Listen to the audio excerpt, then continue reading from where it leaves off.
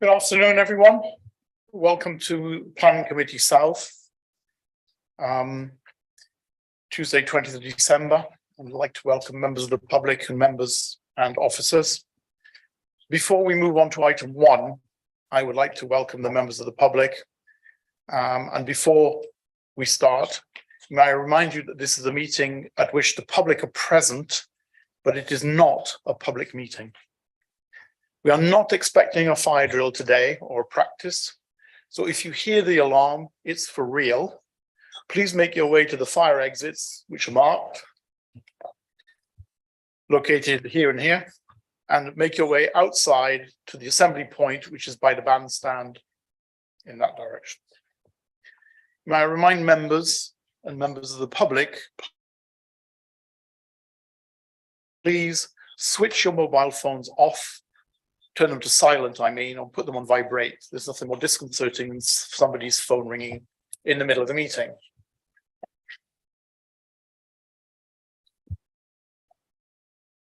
May I remind members to please switch off the mobile phones, and also to remember to turn off microphones, to turn them on before you speak and to turn them off when you have finished. Before we start the official part of the meeting, could the officers please introduce themselves? Tamara Dale, Principal Planning Officer. Good afternoon, I'm Angela Moore, one of the Senior Planning Officers in the Major Projects team. Emma Parks, the Head of Development Management, and we will also have Nicola Pettiford joining us for the second item. Thank you. And my name is Paul Clark, and I'm the Vice Chairman of Planning South. Samantha Whitlock, and I'm the Planning Solicitor. Sharon Evans, the Head of Legal and the Council's Monitoring Officer. And Liz Fennick, Democratic Services Officer. Thank you. Item 1, apologies for absence. Do we have any apologies for absence? Yes, we do. Apologies have been received from Tim Lloyd, Michael Croker, Nigel Jupp, Mike Morgan, Roger Knoll, and James Wright. Thank you. Thank you, Chair. Councillor Lambert. Councillor Chown's running late. Thank you. Item 2. This item is to approve the minutes of the last meeting dated the 15th of November 2022. And I have any comments or amendments, or can we take them as read, and can I have a proposer and a seconder? I propose. Councillor Blackhall, Councillor Potts, thank you. All agreed? Thank you.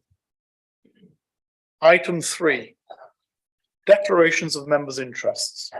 Are there any declarations of interest? Councillor van der Kloot. Thank you, Chairman. I think I should just declare that I am a member of the South Downs National Park Authority, which sometimes the applications have an aspect that relates to the South Downs National Park. So it is a sort of general declaration rather than in relation to any specific application for us today. Thank you. Thank you. At this point, I have a declaration of possible pecuniary interest on item 6. Therefore, I will recuse myself on this item. As I'm the Vice Chairman of this committee, we will need to appoint a stand-in as chairman for this item, as I shall leave the room as per Article 5A of our Constitution in terms of the Council Code of Conduct. I would like to propose from the chair, Councillor John Milne, to chair item 6 only. May I have a seconder, please? Councillor Circus, thank you. Are all agreed? Thank you all. Councillor Milne, you'll take over for me when I step out. Thank you. Chair, can I just clarify which item it is? Item 6. It is definitely item 6. Yeah.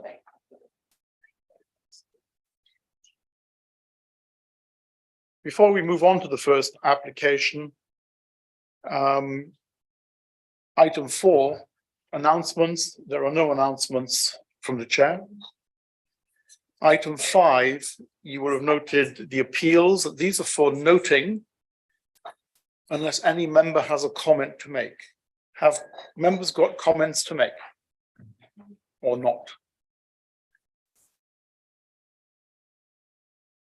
I take it not.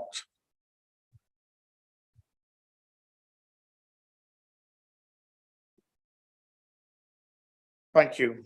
Item 6. Before we move on the first application, DC 21-2321, could the first speaker, Mr. Richard Lee, please take your place at the table, ready to make your representation. Thank you.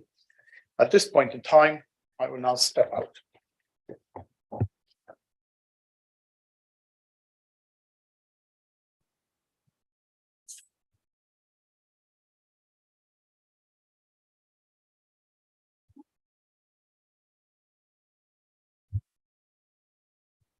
Thank you very much. We're having a technical problem with our screens at the moment, so we need to pause until that starts operating for the presentation.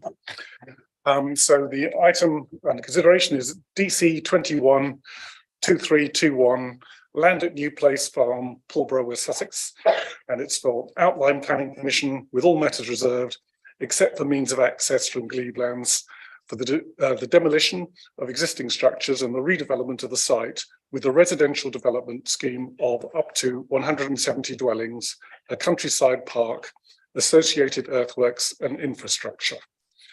And as soon as the screen obliges, we will have a presentation from the officers on the scheme.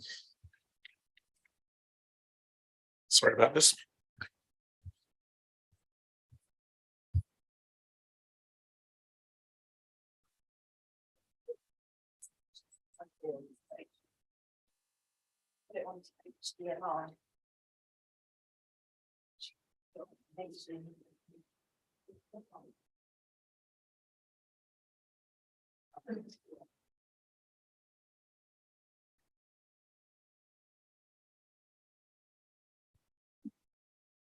Well, while that's being sorted, hopefully, I'll just run through the addendum that should have been circulated to members. First thing to note on the addendum refers to all 4 applications on the agenda today. And it's just for members to note that each of the 4 committee reports referred to consideration that had been made to the Human Rights Act, and it omitted reference to consideration made under the Equalities Act. So it's just for members to note that all 4 applications have paid due regard to both acts. Second point to note, which refers to agenda item 6, land at New Place Farm. You'll notice through the report that some of the paragraph numbering has gone a bit awry. So apologies for that. Hopefully it still makes sense. Next point to note on the same application is that there's reference in paragraph 6.30 to the avoiding of significant harm to a nearby listed building. Now, whilst that is correct, the application does avoid significant harm. It implies that there is harm, which, as the report suggests, there isn't. No harm has been identified. And the final point to note on the same proposal, land at New Place Farm, is just an update to let you know that a further 18 letters of representation have been submitted since the committee report was published. And that brings a total of 135 letters of representation submitted to the council.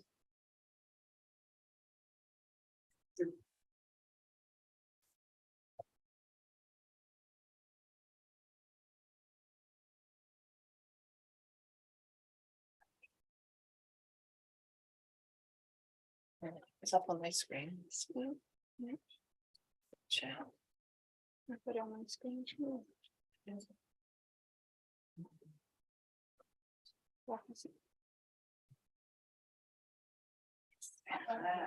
We're in. I think so, shall we?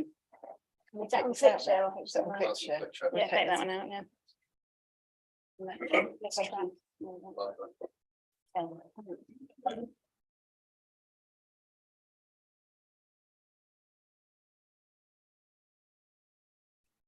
No, I can't.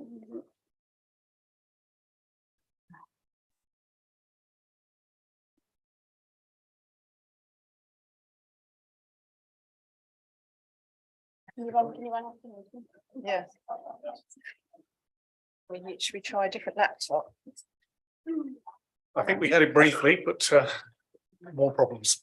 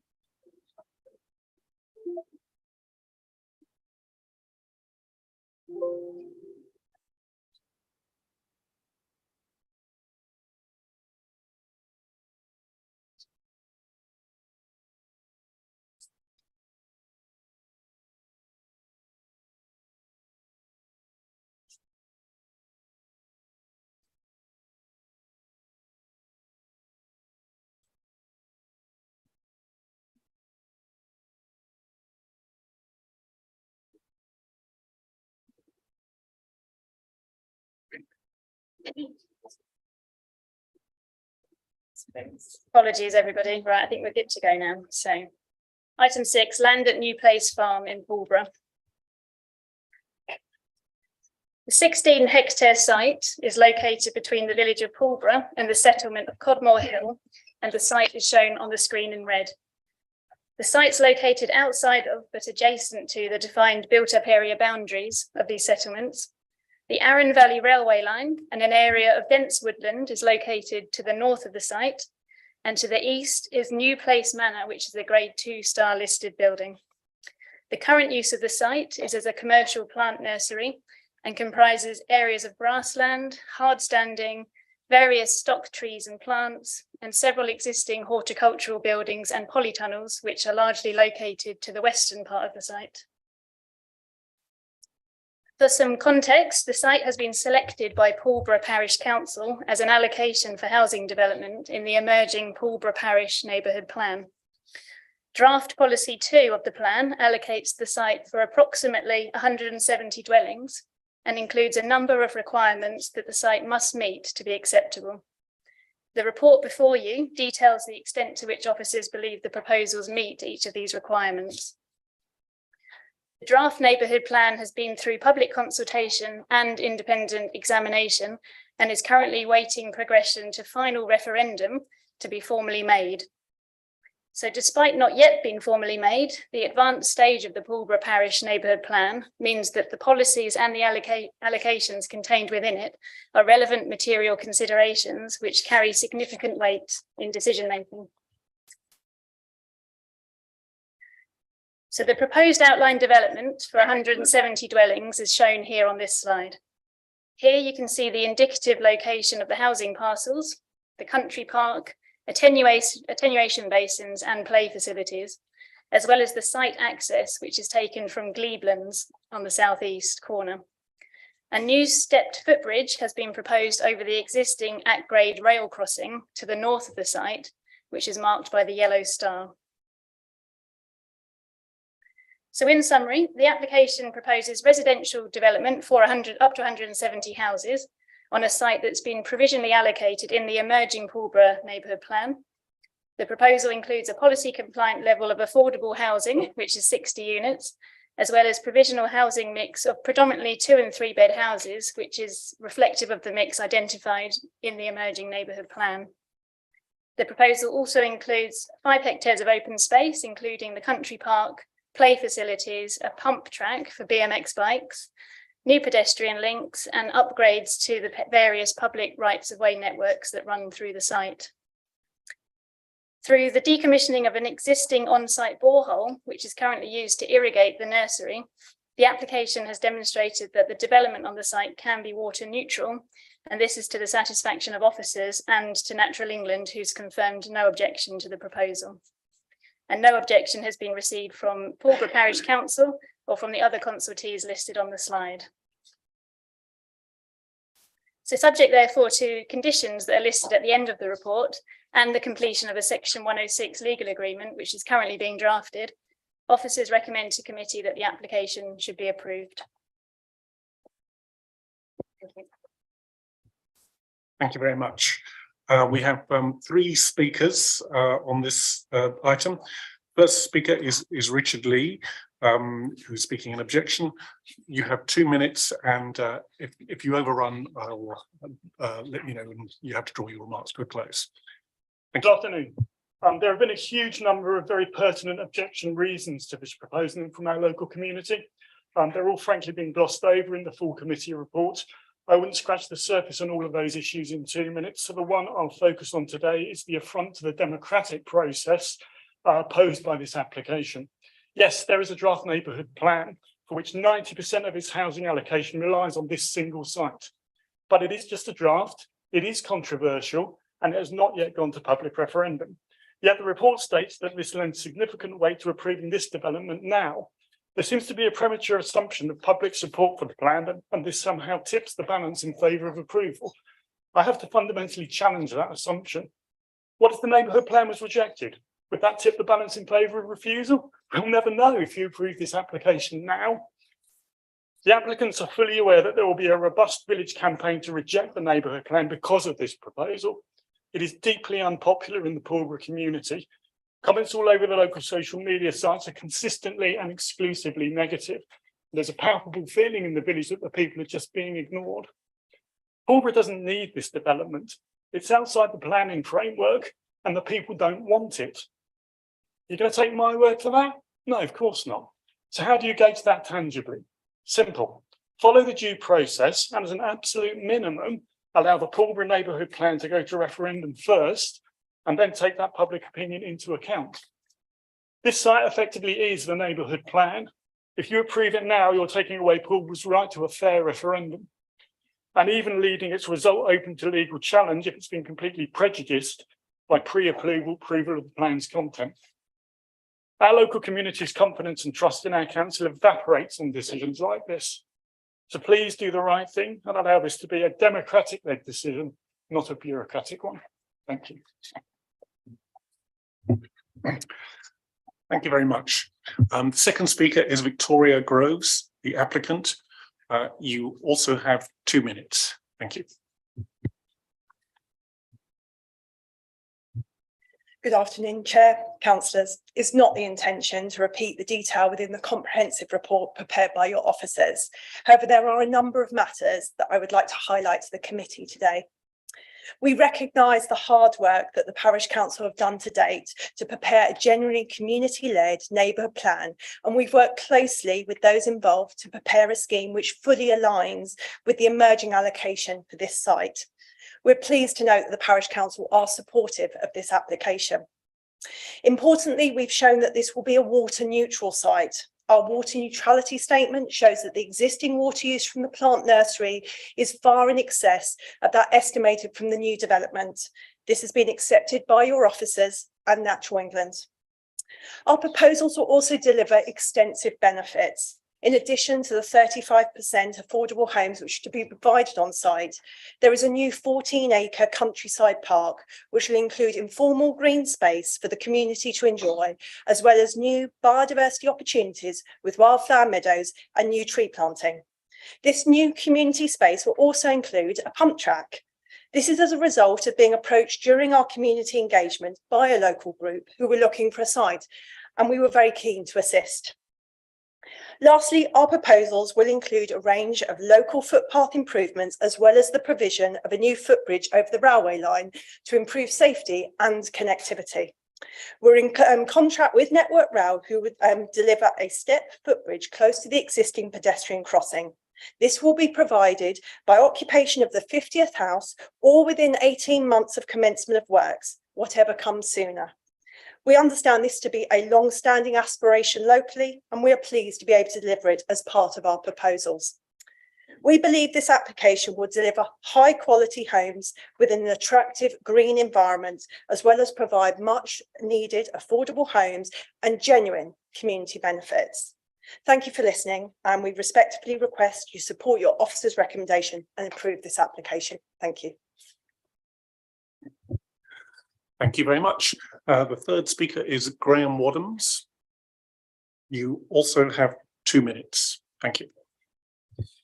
I'm a member of the Pulborough parish. I'm a resident there, and I'm speaking in support of the application because the benefits it will bring to the community, specifically the railway crossing, because at the moment it's a disaster waiting to happen. I think the bridge is going to be brilliant, but also the pump track. And if you're unfamiliar with what it is, it was referred to as a BMX pump track, but in reality, it is a track that's able to be used by people of all ages, from toddlers, children, teenagers, and adults on bicycles, scooters, skateboards, and any other manner of wheeled craft. And I think we've got a responsibility to provide recreational facilities to, youth, children in our community. Every child wants to learn how to ride a bike, but I wouldn't be comfortable letting my children ride on the roads around where we live, because the roads are too busy, and the hills around the area is often makes it restrictive for people to go cycling. So this provides a cycling skills facility for everybody to learn and improve their skills on a bicycle or on a scooter or on a skateboard, and provide somewhere for the children to have to go to be able to exercise outside. We have to provide something that is as good as Netflix and Minecraft. We've already got recreational facilities in the Rec and on the Broadbridge Heath development that provide swings, and they're fine, but only up to a certain age. And you can't expect teenagers to want to be entertained by swings when we've got Netflix, Minecraft, and all other sort of computer games at home for them to play. So this provides somewhere that the community want. We've got over 1,000 signatures on an online petition that support the creation of this pump track, and the parish council approved it in principle. If we can find a way to fund it, which this development does. So yeah, and I think that's to be ashamed. They should be applauded for their work in engaging in the local community to find a project like this that can suit the needs of the community with a recreational facility like this. Thanks. Thank you very much. Do officers have any comments at this stage? I think just to address comments about the status of the Pulborough neighbourhood plan, the report talks in quite detail about the status of the plan and acknowledges that it hasn't been adopted yet, hasn't been made. So the speaker was quite right. It still needs to go through the referendum stage. In terms of the status and the weight that we give to that plan, we do consider it to carry significant weight, given that it has gone through the relevant stages of public consultation and it's been through an independent examination whereby it's been declared as having met the basic conditions. So the consideration by officers is that it does carry significant weight. It doesn't carry full weight, so that has to be considered within the overall planning balance. Thank you. I'll now go to the local members. As Councillor Clark has had to recuse himself, Councillor Menticlew, if you would like to go first. Thank you, Chairman. Well, I've listened carefully to what the speakers Victoria Groves and Graham Wadhams have said in support of this application, and I have no doubt that that our officers and the parish council have worked hard with the developers to bring forward a development that has some good qualities to it, and we have a pump track that's proposed, not something that would appeal to me or perhaps to other members of the committee, but is obviously something that's quite popular in Pulborough with young people there. However, I do have serious misgivings about this application. I really feel that I feel that it hasn't really been shown that it is that the principle of development has been established for this site.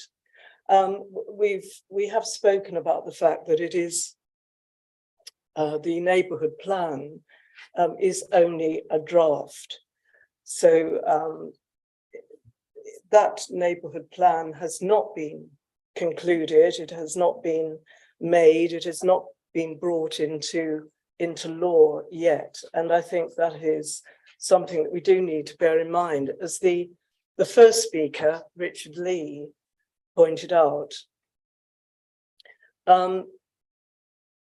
Yes, it has gone through examination, but I think that's really just for the inspector to check that it complies with certain principles.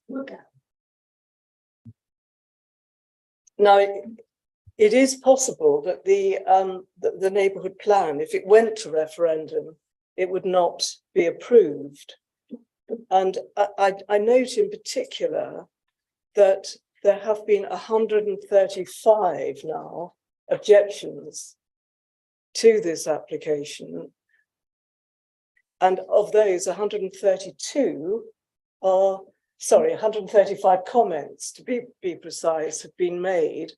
But of those, 132 are all objections. And the officer's nodding at me. I think I've got these figures right. So that is quite significant. And I think that's something that we need to bear in mind in making a decision. It is possible, therefore, that the neighbourhood plan would not receive a majority in favour, and there would have to be a rethink about the contents of the neighbourhood plan. I believe that the process of the neighbourhood plan was started in 2013, and there have already been several revisions to that plan to get to the current state, and it may be that there would have to be another revision to it. Maybe re-looking, if it weren't to fail the referendum, not pass, looking at this particular proposal and perhaps coming up with something more modest. So I do think that until the neighbourhood plan becomes law, until it's made, if it ever is, we should be very careful about preempting the will of the community. And it is really my feeling that from the perspective of the neighbourhood plan process, this application is premature.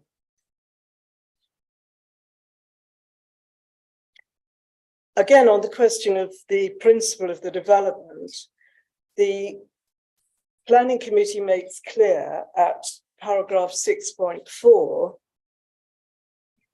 that this is a site which is outside the built-up area boundary of Pulborough, and it therefore conflicts with policy 26. That's the policy which protects the countryside. We've heard in the report and from the officer that the area is covered by woodland, by grassland, and it has wild areas of hedgerows and brambles on sloping ground. And at its highest point, it has views across to the ridge of the South Downs. And it is a fantastic site for biodiversity. And it is a greenfield site. There are indeed some horticultural buildings and polytunnels on the site, which are used for the cultivation of plants. But as those are agricultural buildings, they are excluded from the definition of previously developed land in the NPPF, which is their words for a brownfield site. So we're dealing with a greenfield site outside the built-up area boundary.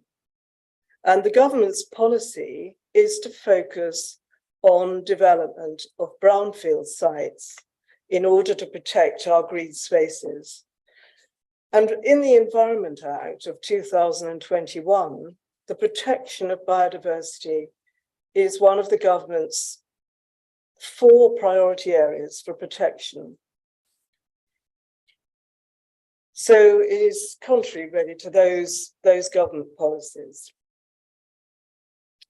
Moving on, I feel that by any stretch of the imagination, this is an enormous site for a housing development, for a rural village, which is what Pulborough is, although it's a large village. This is a massive site. We know from the report that a much smaller development was proposed in 2016, which was on 4.9 hectares. I prefer to talk in acres myself, but that's 12 acres for 100 houses, and that was rejected in 2016. Here we're looking at a 40-acre site, so nearly 4 times as big, or the size of 40 football pitches, and it proposes 170 houses. And so I do have serious doubts about the appropriateness of the size of this development, bearing in mind the size of the proposed expansion to Pulborough. Again, something more modest, perhaps along the lines of what was previously proposed, would be more acceptable. And I note the initial comments of our landscape architect, which was that the development on this scale and nature in this location, even with mitigation, would have an adverse impact on landscape character and visual amenity. And we also have to bear in mind that it is within the setting of the South Downs National Park, which is about 1/3 of a mile to the south. And the South Downs National Park has been designated as an international dark skies reserve. It's one of only 19 in the world, and it's designated because of the wonderful dark skies that it has. And I do fear that because of the elevated position of this site, there will be inevitably light pollution that will detract from that.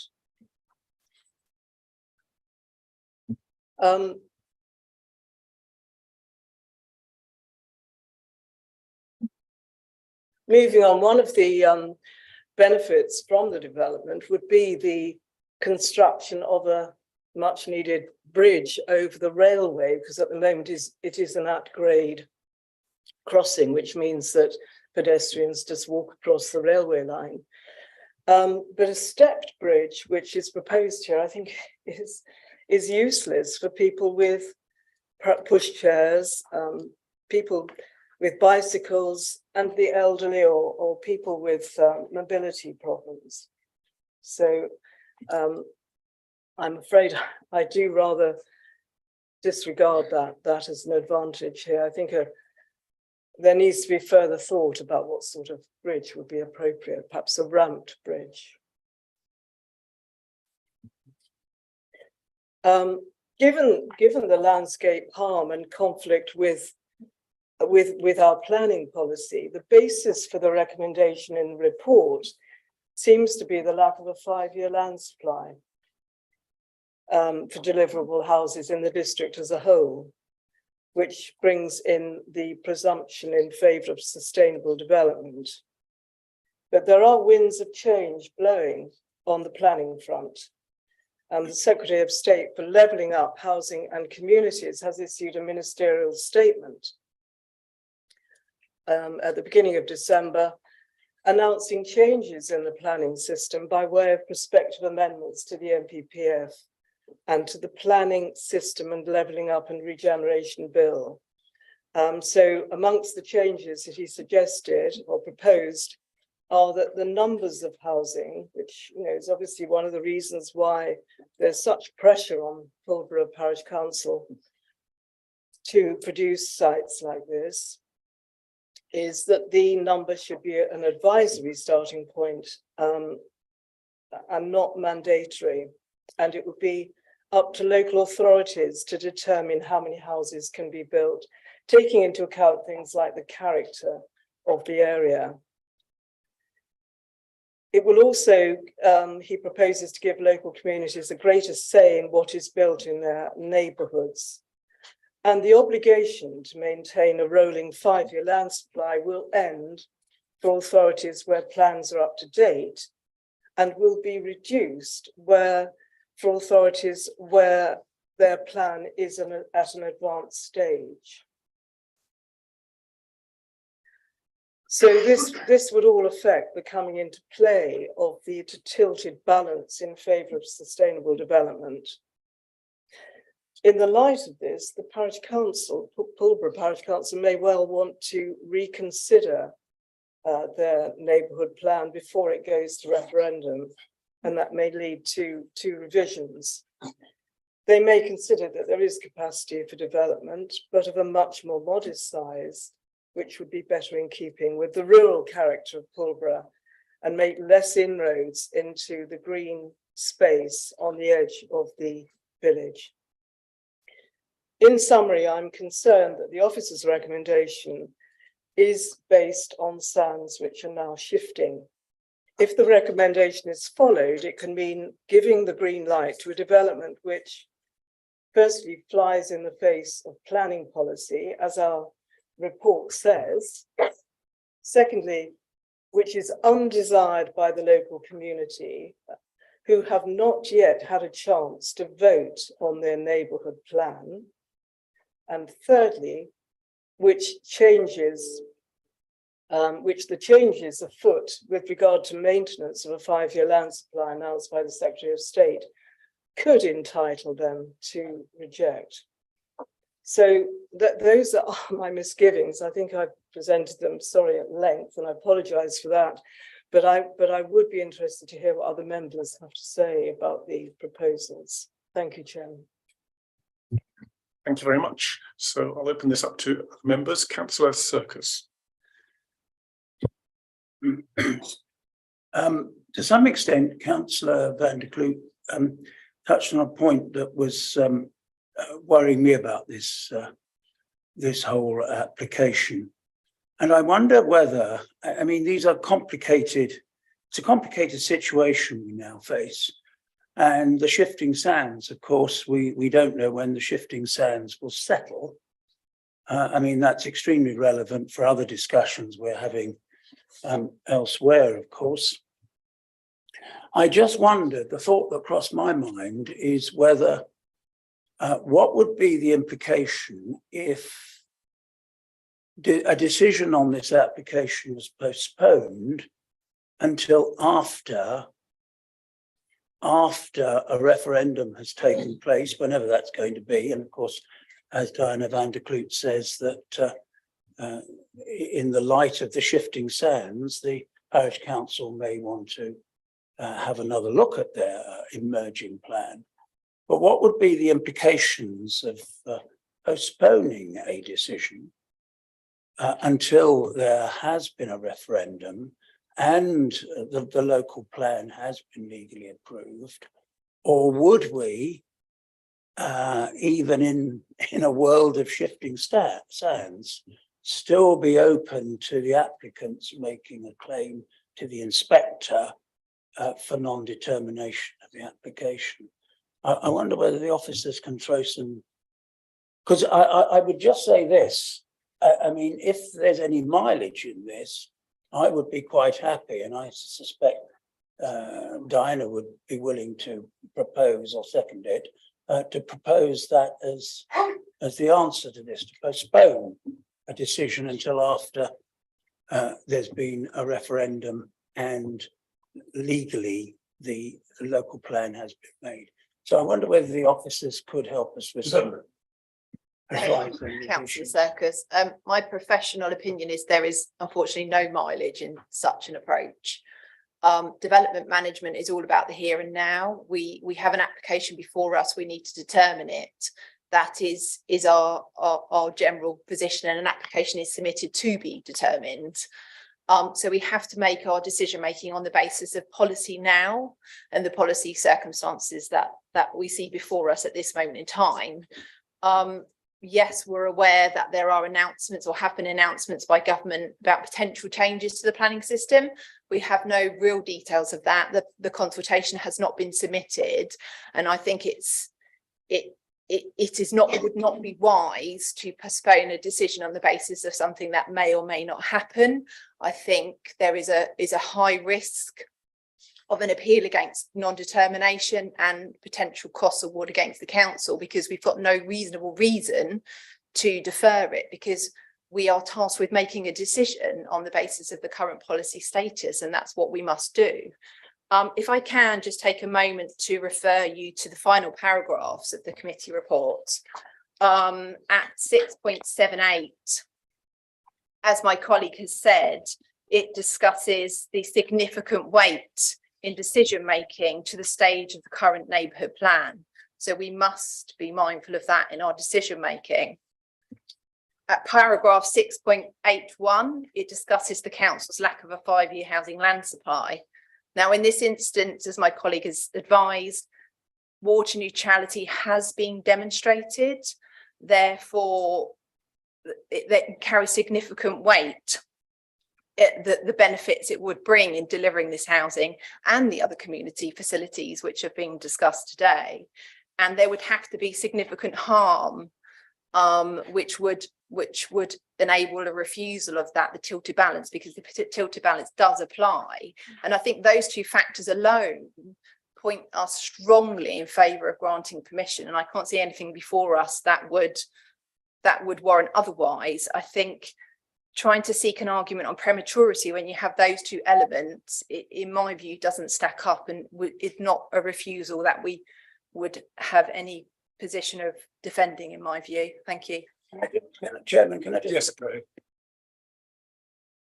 I don't think the public would understand any of this. As far as the public are concerned, the Secretary of State, the relevant Secretary of State, has made an announcement. It has been announced, because I read it in the Sunday Times, so it must be right, that there's going to be a public, there's going to be a serious consultation about the rules changing. The levelling up bill is, as far as we know, and the Secretary of State has said this, the levelling up bill is going to be amended. So as Diana van der Kloot said, the rules are going to change. These rules would, on the face of it, be rules that would be relevant to the site we're looking at this afternoon. The public will not understand it if we as an authority plough on in our decision making in a way that suggests we've ignored what the Secretary of State says. We have ignored the consultation that's coming and ignored the potentially quite significant changes that are going to be made to the planning framework.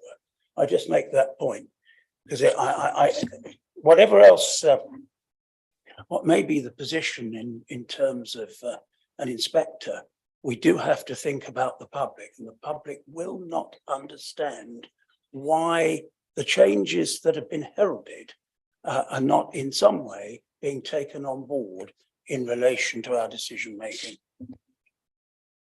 Would the officers like to come back any further on that? Just to add that, obviously the public have a place to be part of the planning system and make their representations, but ultimately the public aren't the decision makers here, it is members, and you must consider what the current policy framework is. And I'm aware there's been correspondence with strategic planning in terms of the weight of the recent announcements from government. So I think we can't make decisions on the basis of what may or may not happen. There is no certainty as to what a new planning system would look like, and we really must make our decision making on the current NPPF and our current local plans and the weight afforded to the stage of the neighbourhood plan, and unfortunately our position of not having a 5-year housing land supply. Thank you. Thank you. Councillor Circus, I'll come back to you at the end if you wish to move a motion to defer. But Councillor Blackwell. Thank you, Chairman. The point I would like to make is that it's not our position here undermined by the fact that we have not got a district plan, in which case the neighbourhood plans can't be made, and that all the indications are that the district plan could be kicked down the road even further, months and months ahead. And that, so there'd be even more pressure on us from the developer to say, look, this is unreasonable. And that really, we could then be found guilty of non-determination. And I do think we have put ourselves in a very weak position by not having a district plan. Thank you. Any comments? Councillor Doyle. Thank you, Chairman. Couple of points. Could we in brief, I think we used as the neighbourhood plan has been mentioned, if we could just have a quick précis of what the process has been so far, i.e. what consultations taken place, I think, of any, I think that would be useful. Secondly, and looking at it from another point of view, I understand it's taking at least 9 to 12 months before any appeal is being heard. So what would happen if the neighbourhood plan was rejected and we had rejected this and then it went to appeal? So really it's rather a convoluted question, but I think I've got the point over. Would officers like to answer that?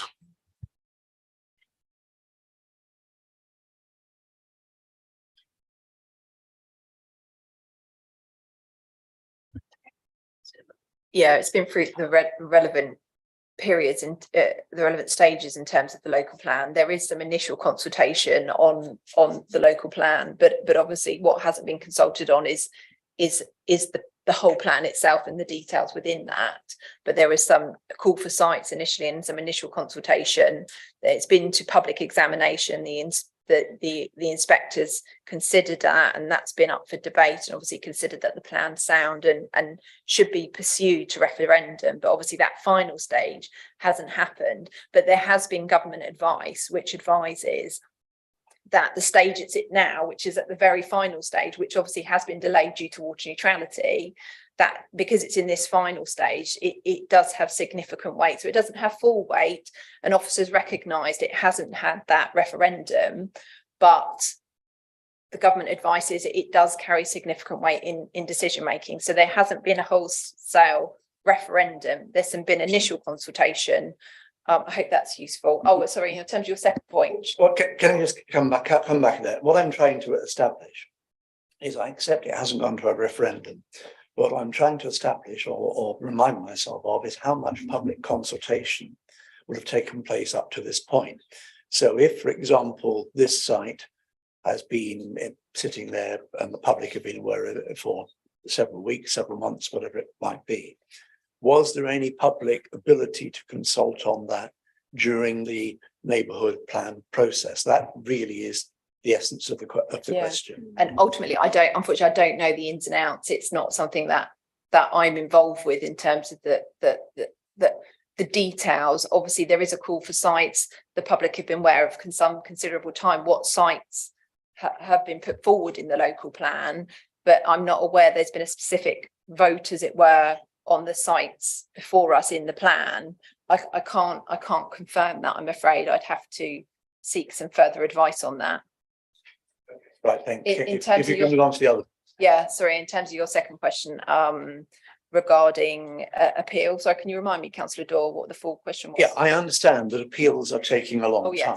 Yeah. The sort of figures that I think have been I've seen are showing times of over a year and typically at least 9 or 10 months. Yeah.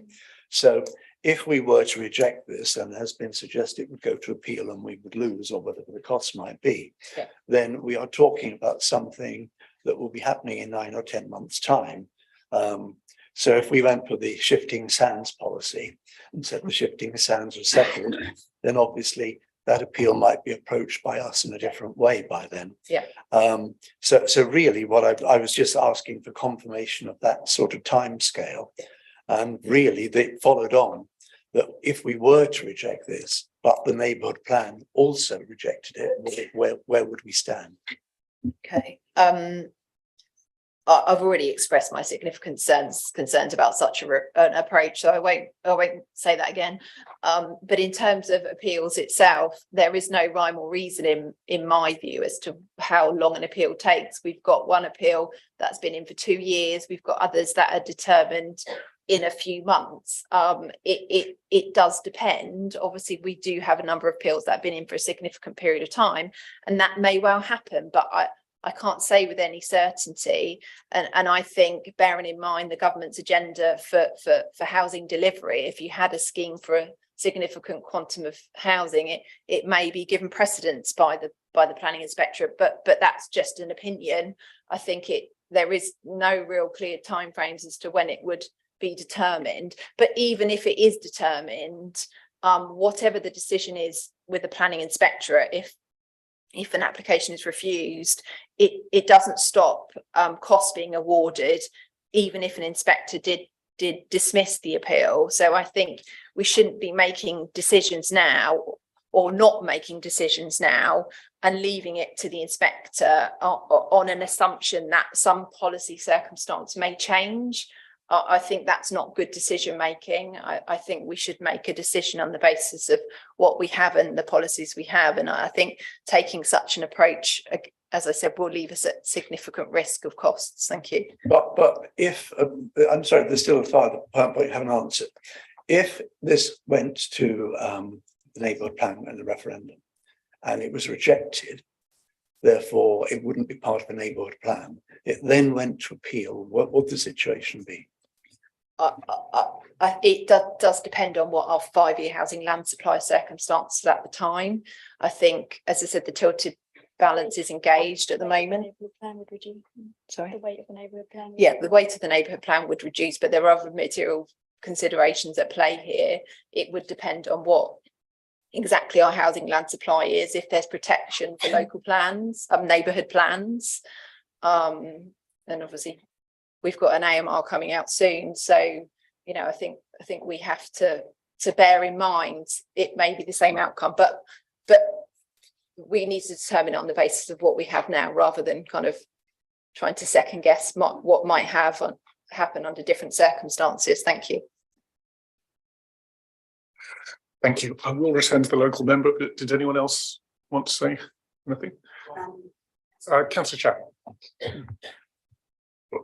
Well, Chairman, this is a classic conundrum that we're in and going to be in going forward, because until we set a local plan ourselves, then we lose the advantages of having an advanced stage plan. And I would really like to ask the officers if the neighbourhood plans, because this is one which is close to being there, it only needs the referendum. There are a number of others across the district where the community has worked really hard on the neighbourhood plans. And again, they're hoping to bring it forward.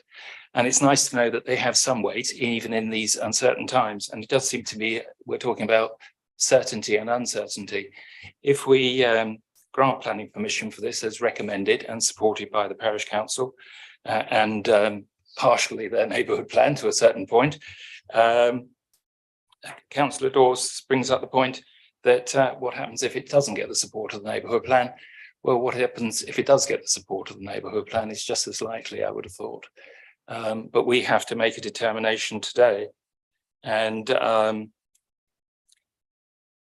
so what I'm thinking, what I want to ask the officers is that if we don't determine it today and it goes to appeal, and this appeal would come up probably August or September at the very latest, maybe earlier, there is a danger, you say, of costs, because the reason we're turning it down does seem to be quite weak, and we know how exposed you can be on that. So there is the costs.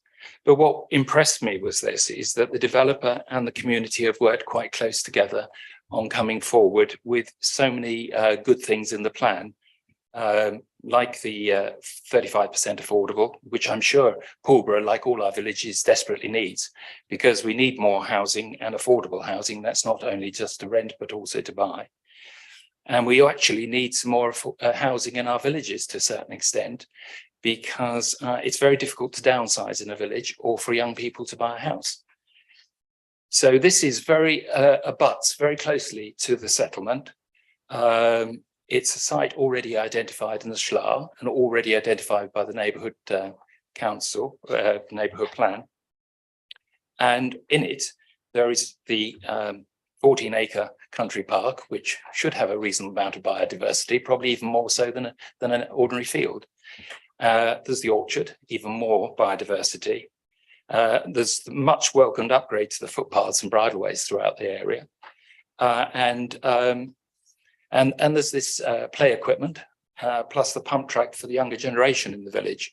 I should imagine all of these will be welcomed by a lot of the residents who live there, especially of a certain age, who don't always get addressed. But I would have thought the footbridge might not be perfect, but at least it'd be better than people trying to dodge across a railway line at the moment. Now, what would happen if this went to appeal? Would the neighbourhood plan be considered by the inspector at the appeal? Would our local plan, if it's not determined at the time, be considered? Would you be at the table with the inspector, or would it be purely the developer and the inspector talking to each other about if they grant permission, what is the facilities they're going to be put in there?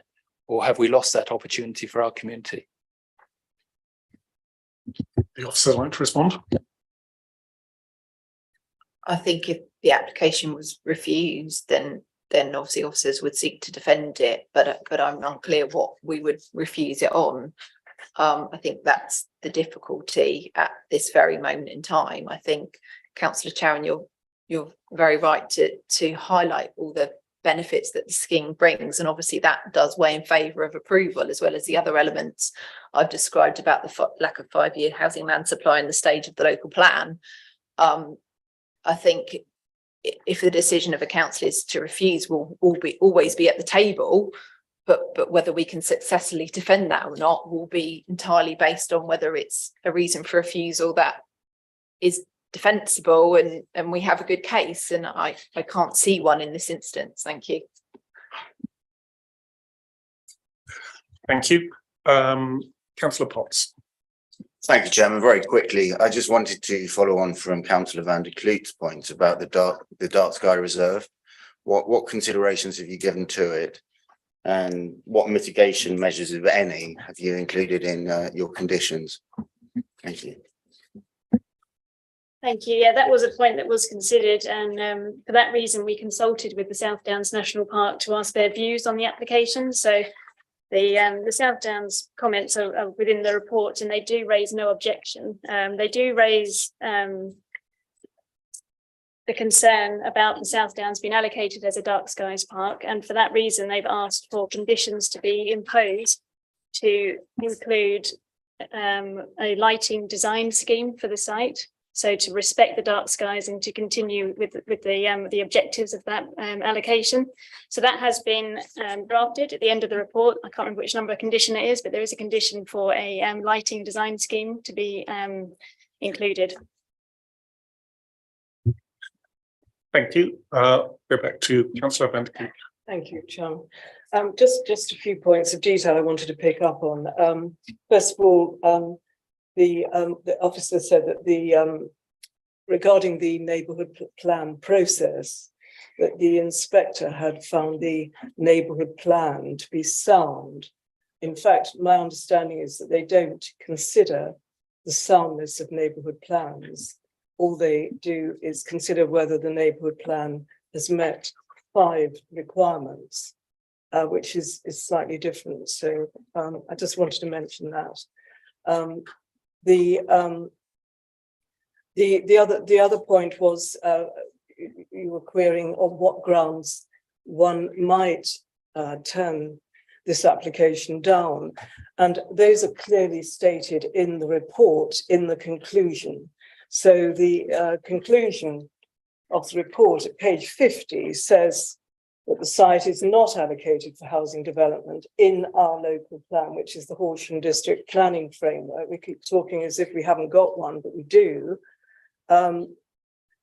So it must be concluded that the development of the site for housing is contrary to policies 1, 2, 4 and 26 of the Horsham District Planning Framework, and that carries significant weight against the proposal. That's what the report says in the conclusion.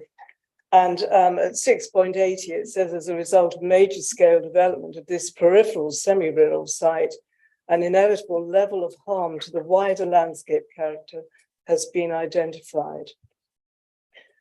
So those are all grounds on which this application could be turned down. And I also wanted to mention something that I should have mentioned earlier, but at 6.7 8 of the conclusion, it says that notwithstanding it is acknowledged that the site has been selected for housing allocation in the emerging Pulborough Parish Neighbourhood Plan.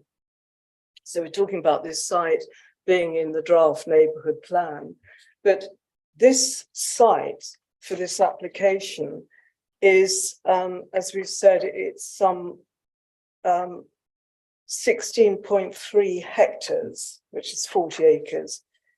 But when you look at the neighbourhood plan, the draft neighbourhood plan, that actually refers to the site known as land at New Place Farm. This is the site included in the draft neighbourhood plan as being 5.8 hectares.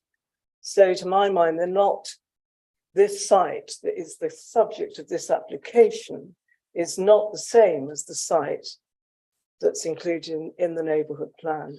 So I would say that that must reduce the weight considerably to be given in favour of the application. Thank you. Would officers like to respond to those points?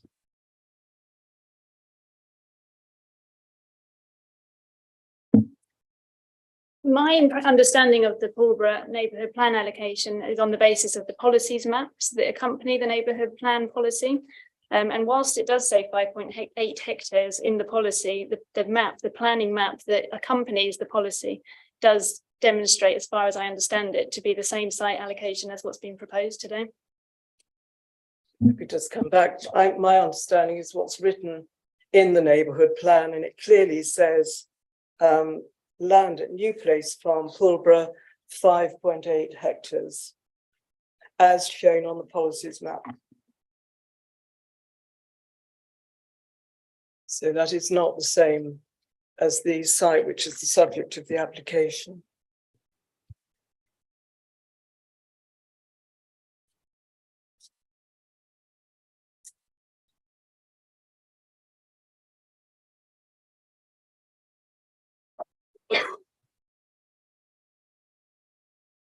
Just bringing the map up, so I don't know if you want to move to the next question.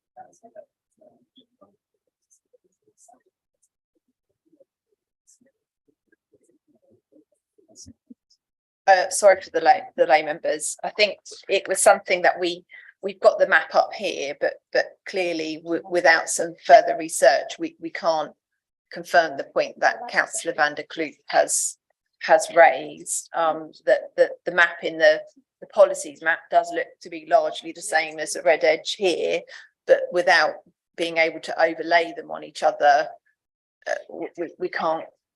I wouldn't want to definitely confirm something at the committee today because I feel that we would need some further time to do that. Thank you.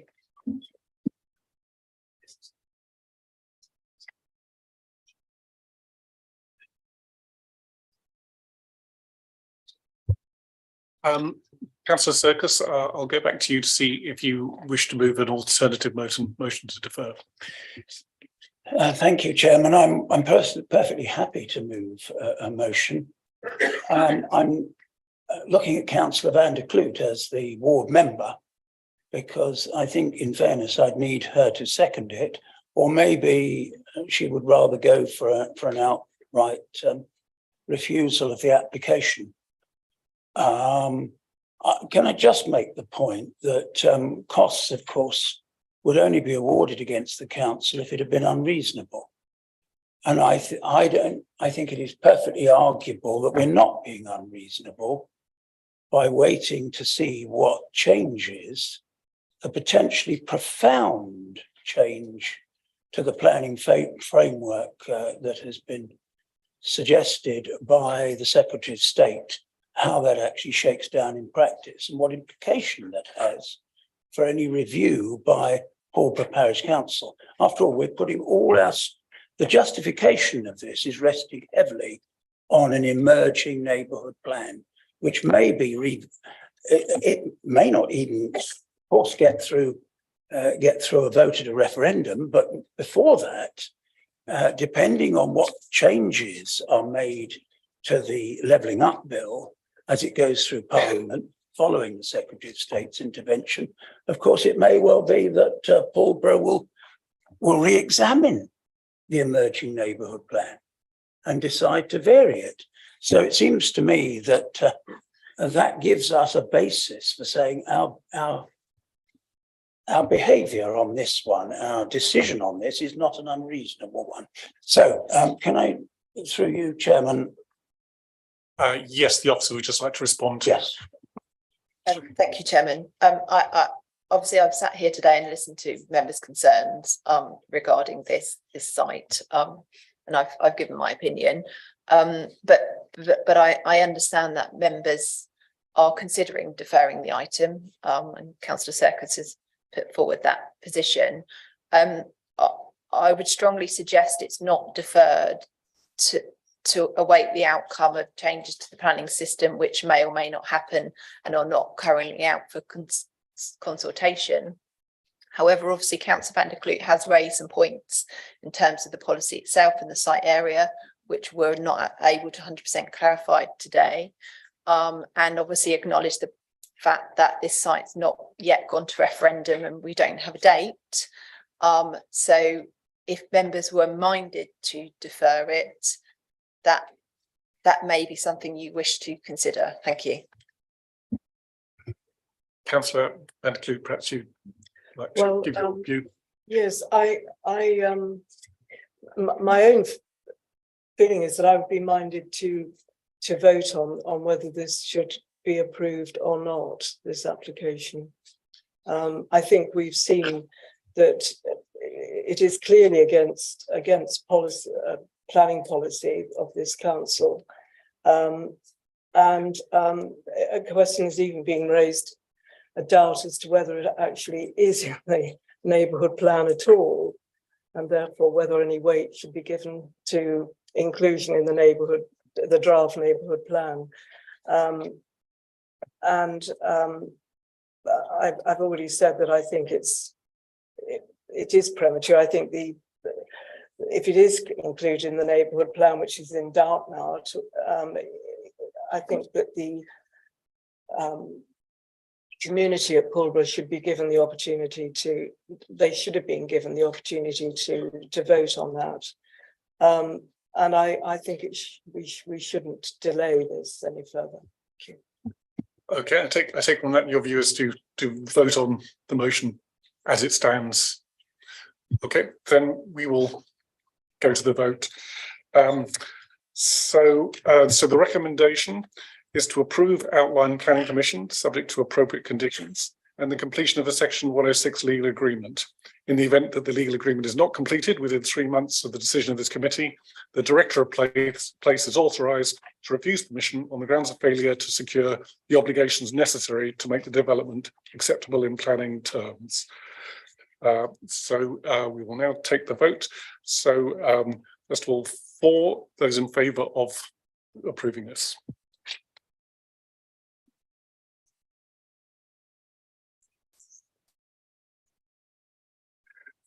Against?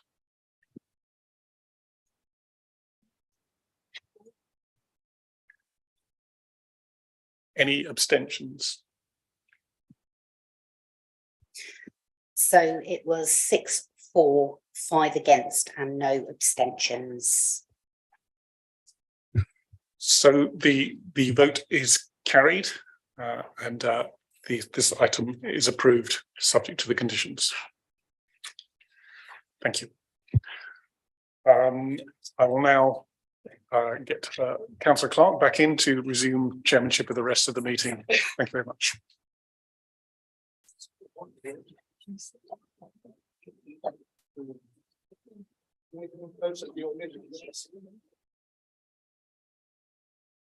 sorry.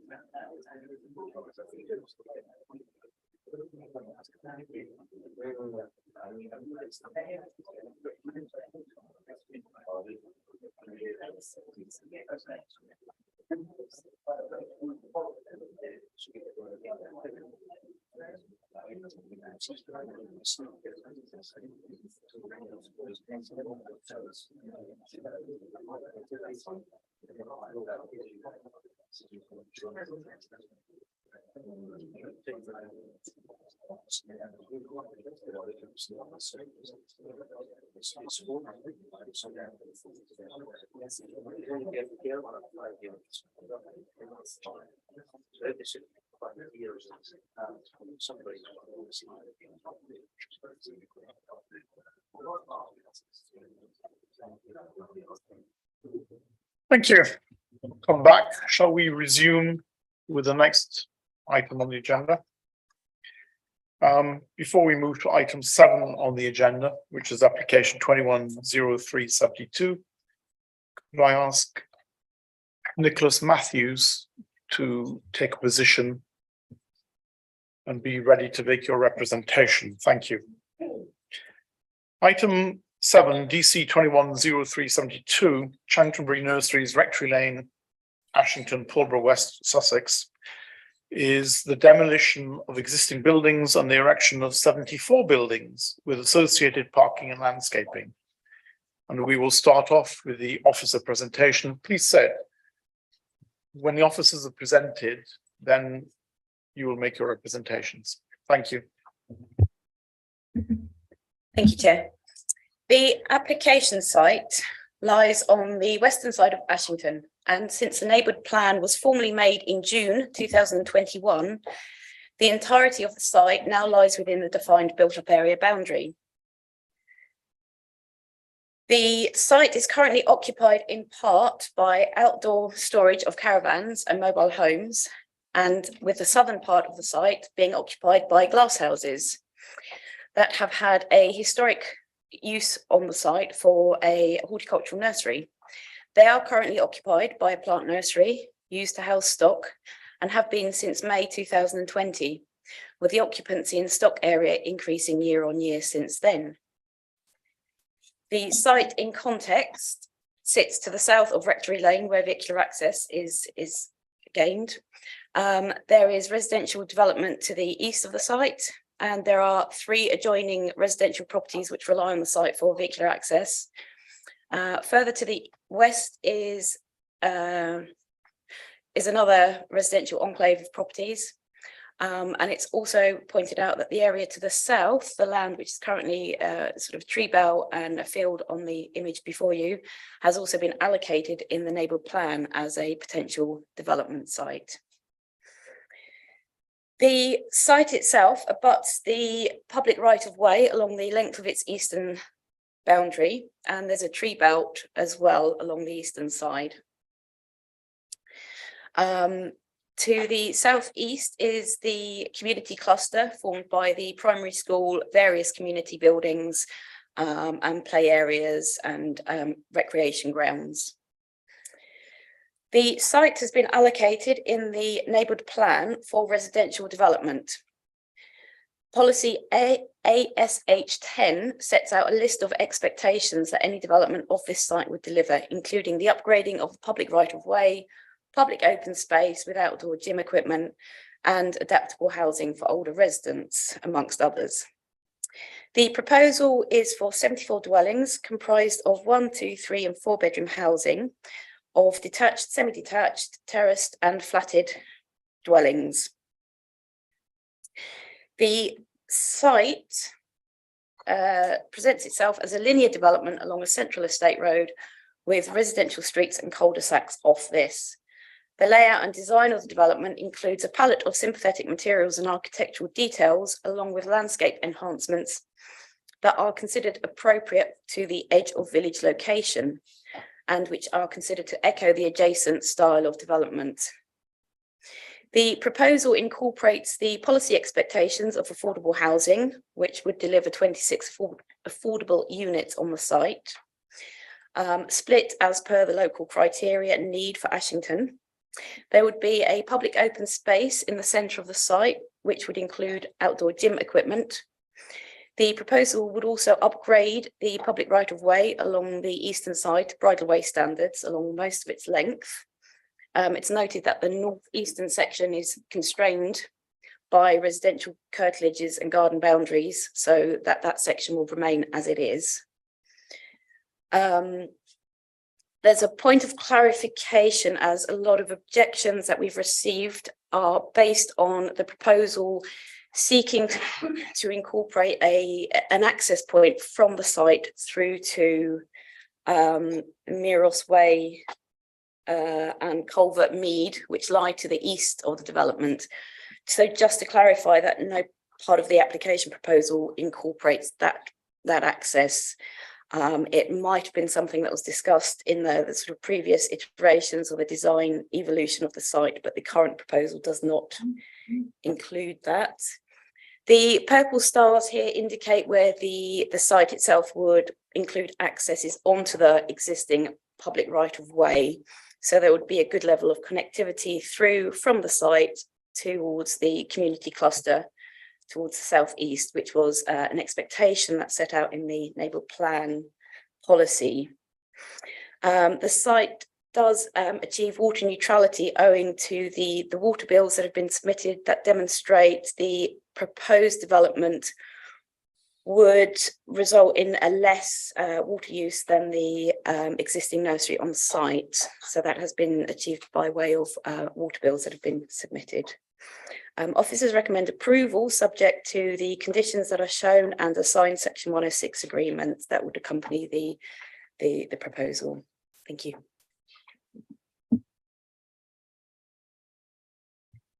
Thank you. Mr. Matthews, you have 2 minutes to make your, please, you can remain seated. Okay. The microphone is live. You have 2 minutes to make your representation. I live at Chanctonbury Lodge, which is at the top corner. I appreciate the opportunity to speak. My concerns are these. The infrastructure does not exist to support this many people or cars in this area.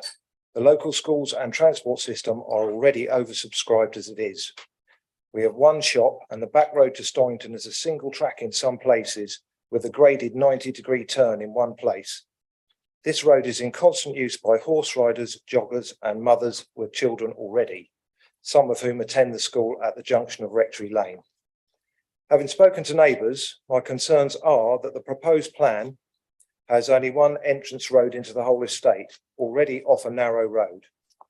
That's potentially 100 to 150 cars driving up and down this access road and the narrow back road.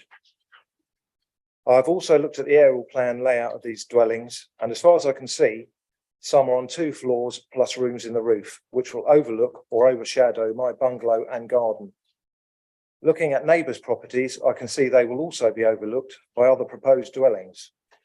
I've also concerns for the effect on the immediate environment, as in the winter, these fields flood, and without adequate drainage, this could potentially cause a problem. There is also no pre-commencement condition requiring them to produce a plan to ensure that the water, electricity and phone lines supplying Chanctonbury Lodge and Chanctonbury House are not interfered with during this construction phase. I previously contacted Mr. Jeremy Quinn and Mr. Andrew Griffiths about my concerns in writing. Thank you very much. Thank you, Mr. Matthews. Mr. Ben Christian, can you please take your position? You also have 2 minutes to make your representation. Chair and members of the committee, thank you for allowing me to speak today. I am speaking in support of the planning application before you for dwellings at Chanctonbury Nurseries, Ashington, which your officers have recommended for approval. As outlined in your officer's report, the proposed development provides much needed housing in a highly sustainable location that is supported by both national and local planning policy. Specifically, the site is allocated for residential development in the Ashington Neighbourhood Plan. Since purchasing the site, we've been engaging with Ashington Parish Council through every step of the neighbourhood plan process, including attending multiple parish council meetings to display the scheme and seek their comments on the design. One such comment has included moving the gym equipment to the central area of the site to incorporate existing residents into the scheme. Alongside engagement with the parish council, the public consultation with the local community, we have worked closely with your officer, Nicola Pettifer, to develop this scheme, including through productive pre-application discussions and approach to consultee comments.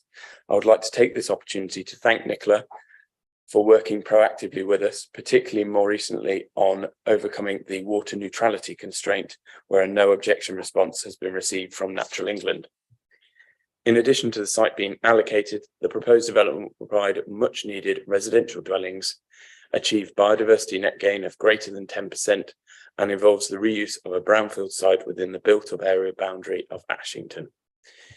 In view of your officer's very positive committee report and the positive addition that this scheme would make to Ashington, we respectfully request that the application be approved.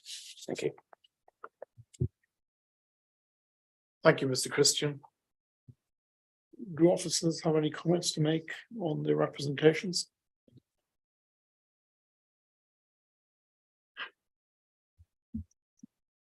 Thank you, Chairman. In terms of the concern about the public residential amenity and the overlook and overshadowing, the development maintains at least 10 metres between the new development and the neighbouring boundaries. So Chanctonbury Lodge, Kestrels and Chanctonbury House. The design of the dwellings precludes any adverse overlooking by way of location of the rooms and so forth. It's true that there are second floor windows in the loft space of the flatted development, which sits to the south of Chanctonbury Lodge. But again, the maintained distance of 10 metres is considered to be sufficient to preclude any significant loss of privacy. So the 10-metre distance is generally within acceptable, it's considered to be an acceptable distance so as not to materially lead to a loss of residential amenity. The only other dwellings that have got rooms in the roof are directly on the southern side of the site. And they have front-facing dormer windows, but that's within the development site itself. In terms of the access along Rectory Lane, West Sussex County Council have reviewed the scheme and they have not raised any objections to the proposal. And development will be provided with the required Bellmouth junction at Rectory Lane. Yes, I think that's it. So thank you. Thank you. At this point, we'll move on to local members. Councillor Blackwell. Thank you, Chairman. I think this application is more straightforward because the Ashington neighbourhood plan has not only gone through its full process and has been approved at referendum in the village, not without a lot of discussion, but nevertheless it has been approved. And I feel that although I take the point, especially the one onto Rectory Lane, that as usual, highways have not said any objections to that, so we can't really challenge that. But apart from that, I do think that we should accept this and go along with what is already in their neighbourhood plan in Ashington. Thank you. Thank you. Councillor Circus. Thank you very much, Chairman. I agree with that because Ashington has a completed neighbourhood plan, and this is consistent with it. Rectory Lane is one of those roads that, as far as up to the development, I think it's a reasonable road. But when it goes further up to the left towards Warminghurst Church, it becomes diabolically dangerous, in my view. Those of you who know it, very narrow, and so hopefully not too many people will come out of the development and turn left, but instead turn right. But since all the facilities in the village are to the right, that's probably not so much of a problem. So in all the circumstances, I think this is an application that we should approve this afternoon. Thank you, Chair. Thank you, Councillor Circus. At this point, I'll open the debate to other members on the floor. Have any other members got any comments or points to raise? Councillor Gregg. Thank you, Chair. I've just got one concern about the public footpath that I'm hoping the officers will be able to give me assurance on. Only part of it is within the development site. The southern part goes out of the development site. So in terms of upgrading it, what would the developer need to do in terms of getting permission from the landowner and also future maintenance of the footpath. That will be subject to the section 106 agreement to secure. We understand that the West Sussex County Council have been in discussions with the applicants directly to negotiate what needs to be done to that public right of way. It is set out in the neighbourhood plan policy that it will be upgraded along its length, but as previously said, when it gets to the northeast corner, it's impossible to upgrade it because it's already severely limited in terms of width, but there would be surfacing improvements. So it would be upgrading that public right of way along its length. So it's beyond the site boundary. Can I just follow up? Would it be possible to have a condition on occupancy that states that the footpath work needs to be done before occupancy?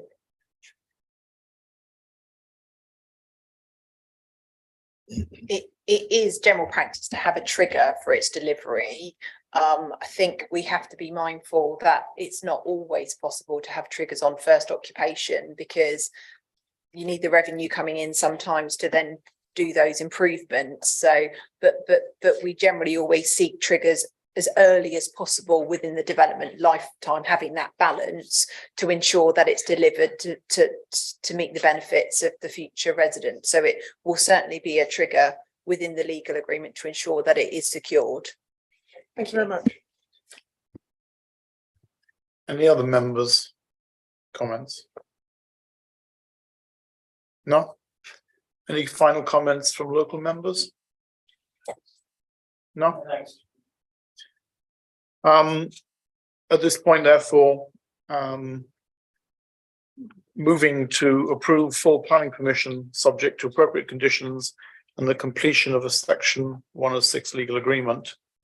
In the event that the legal agreement is not completed within 3 months of the decision of this committee, the director of place be authorized to refuse permission on the grounds of failure to secure the obligations necessary to make the development acceptable in planning terms. Will members show their vote, please? Those in favour?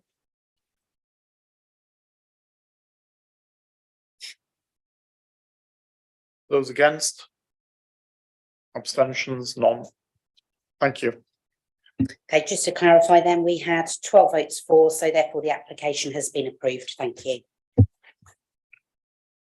Before we move to item 8 on the agenda, which is application DC 22/0366, could Ella Lucas please take position at the table in preparation of making comments once officers have done their presentation, and be ready to make your representation. Thank you. Item 8, DC 22/0366. We paint Unit 3, Capons Hill Farmhouse, Station Road, Cowfold, Horsham. This is variation to condition 6 to previously approved application DC 19/1283, which was a retrospective application for the change of use of existing vacant building to a club for the teaching of various martial arts.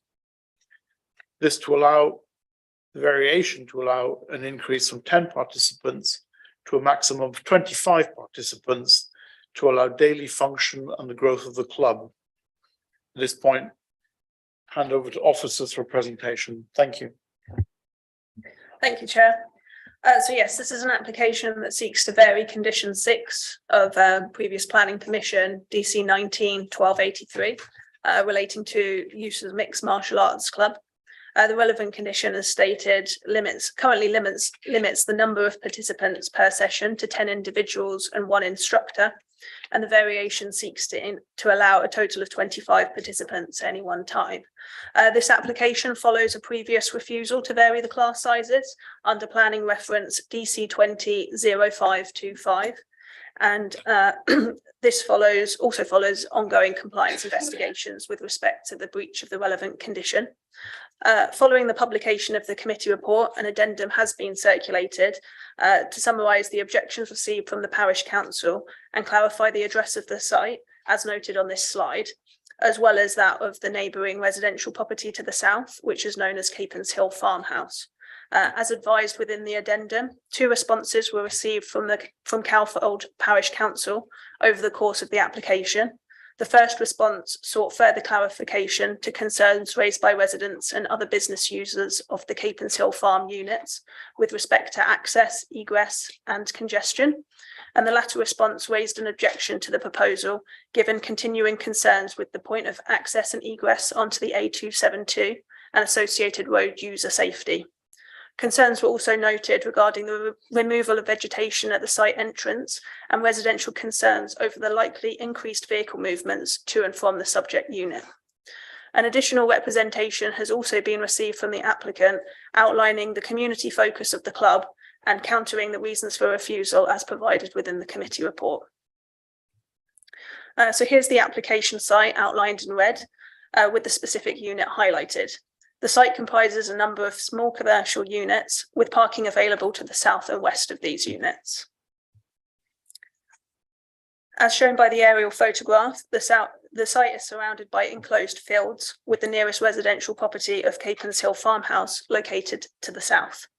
This residential property shares the same access from the A272, with users of the Caponshill units passing by this residential property. Further to the south, on the opposite side of the road, are a number of other residential properties. So these photographs illustrate the access from the A272 onto the site and the relationship between the site access and the residential property of Caponshill Farmhouse. The associated hard-standing and other units comprising Caponshill Farm are also shown. It is acknowledged that the greater number of participants would continue to support the sport facility and would result in public benefits in this regard. This is of weight in the planning balance. While it is recognised that the current application has sought to address the previous reasons for refusal through the reduction of the proposed class size to 25, it is still considered that the number of movements travelling alongside Caponshill Farmhouse would be significant and would appreciably harm the amenities of this property by way of increased vehicle movements. Furthermore, while it is noted that no objection has been raised by the local highways authority, the Stage 1 road safety audit submitted in support of this application makes specific reference to a number of deficiencies with the access road which impact accessibility and usability. The larger class sizes and subsequent intensification has the potential to unduly compromise the safety of the public highway.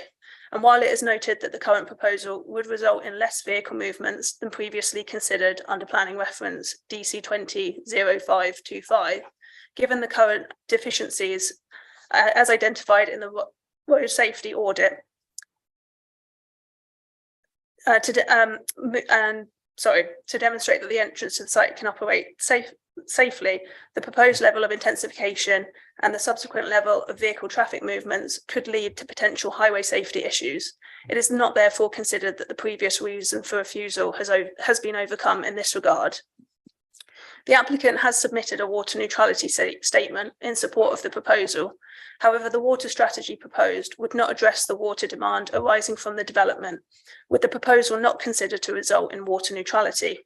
There is uncertainty that the measures as suggested would achieve and result in the required reduction, and it has not been possible to conclude that the proposal would not have an adverse effect on the integrity of the Arun Valley protected sites.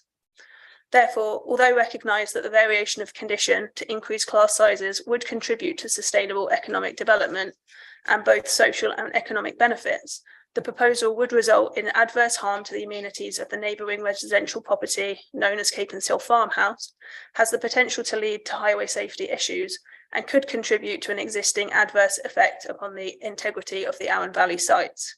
For these reasons, the development is recommended for refusal for the reasons outlined in section 7 of the committee report.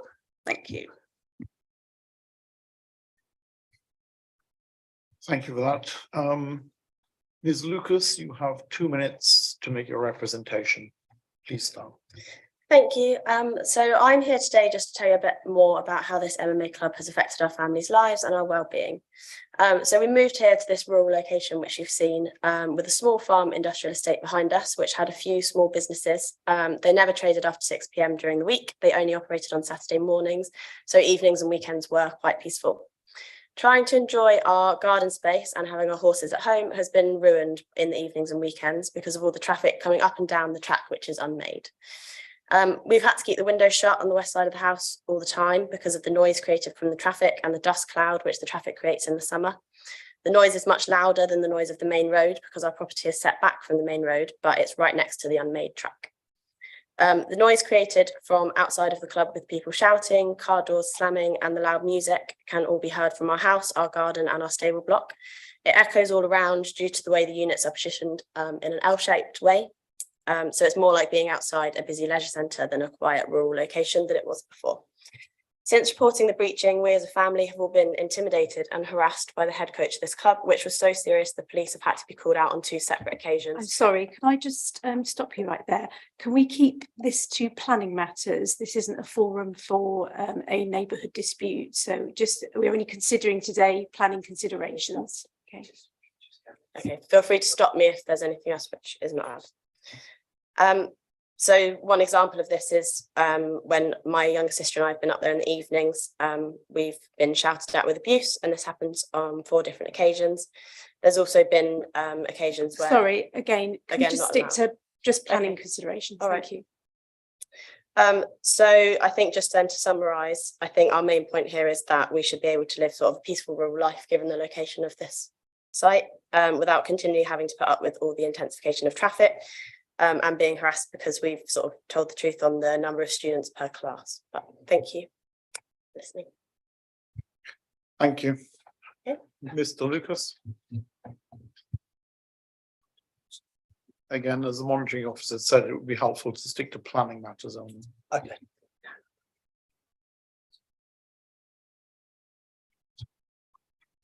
The compliance team investigations have all confirmed breaching of classes up to the 35 students when only 10 students were allowed. Calfold Parish Council have objected to all 3 applications and have supported residents dealing with the unacceptable behaviour. They have also had damage done to their boundary sign by representation. Again, sorry, Mr. Lucas, if we can stick to planning considerations, not the neighbourhood dispute. Thank you.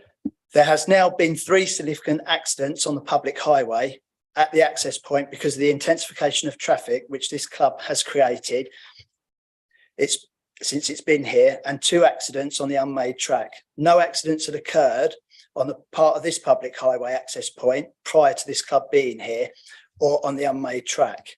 This year alone, the 272 has been closed at this section 6 times, and we've had 2 deaths as well, and 1 significant accident, a significant life-changing accident. The MMA club right now have failed to provide a credible water neutrality.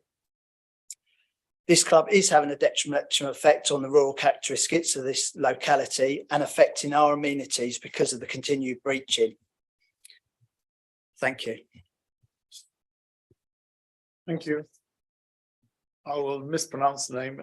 Michael Colachico, please take your place. I understand that after you've made your representation, you will also be reading out a statement from Mr. Tom Hardy. Yes. So we will split it in 2 minutes and then 2 minutes. Good afternoon, committee. Thank you for hearing me. My presentation to you, from what I've just heard, is going to be halved. I'm not going to go into the many criminal matters that I would have discussed. So if I could ask the committee to look at the letters of support for this club, you will see in the main they are from the local community. In contrast, there is minimal objection from the local community. Most of the letters of objection, and there are not many of them, come from people outside the area. Dealing with the Welcome to Calfold sign, which was identified as restricting views of motorists when leaving the site, this was relocated at the cost of the club on the 10th of April 2021. Within 24 hours, it was returned to its original position by persons unknown. On the 28th of December 2021, work was undertaken to repair potholes on the access road, again to the cost of the club. Within 24 hours, this repair work was undone by persons unknown. This was made known both to the planning and enforcement department at the time, and photographs were provided. The next section I will leave out at your request. If I could just address the water matter. The water coming into the premises cannot be measured. It's not metered. The water coming out of the premises goes into a cess container. It's 4,600 litres capacity. It's only been needed to be emptied once in a year. I know the water statement provided by the club indicated that it was considerably more, but it was done on the basis of trying to provide you with what would be a commercial answer. But in actual fact, it's 4,600 litres maximum in a year is the usage of the club. In relation to the accidents that have been described, most, except for one, were some distance away from the club. And when I say some distance, half a mile to a mile. And it could not have been any fault of the access and entrance. Can you please draw your comments to a conclusion? You've had your 2 minutes. Okay. Now you can have 2 minutes to read the statement, up to 2 minutes to read the statement. This letter of recommendation has been prepared by Mr. Thomas Hardy, CBE. Many of you on the committee will know of him as a renowned actor, played the leader part in Praise and Mad Max and a few other things. He's a member of the club. As he says, I work and train regularly, nationally and internationally, studying and practicing martial arts, specifically Brazilian Jiu-Jitsu, with the military and all the blue light and first responders, including the police, the fire department and the NHS. I recently moved to Cranley and sought an academy and a professor to train under as required to progress through the rank and belt system recognised by the official and traditional BJJ lineage.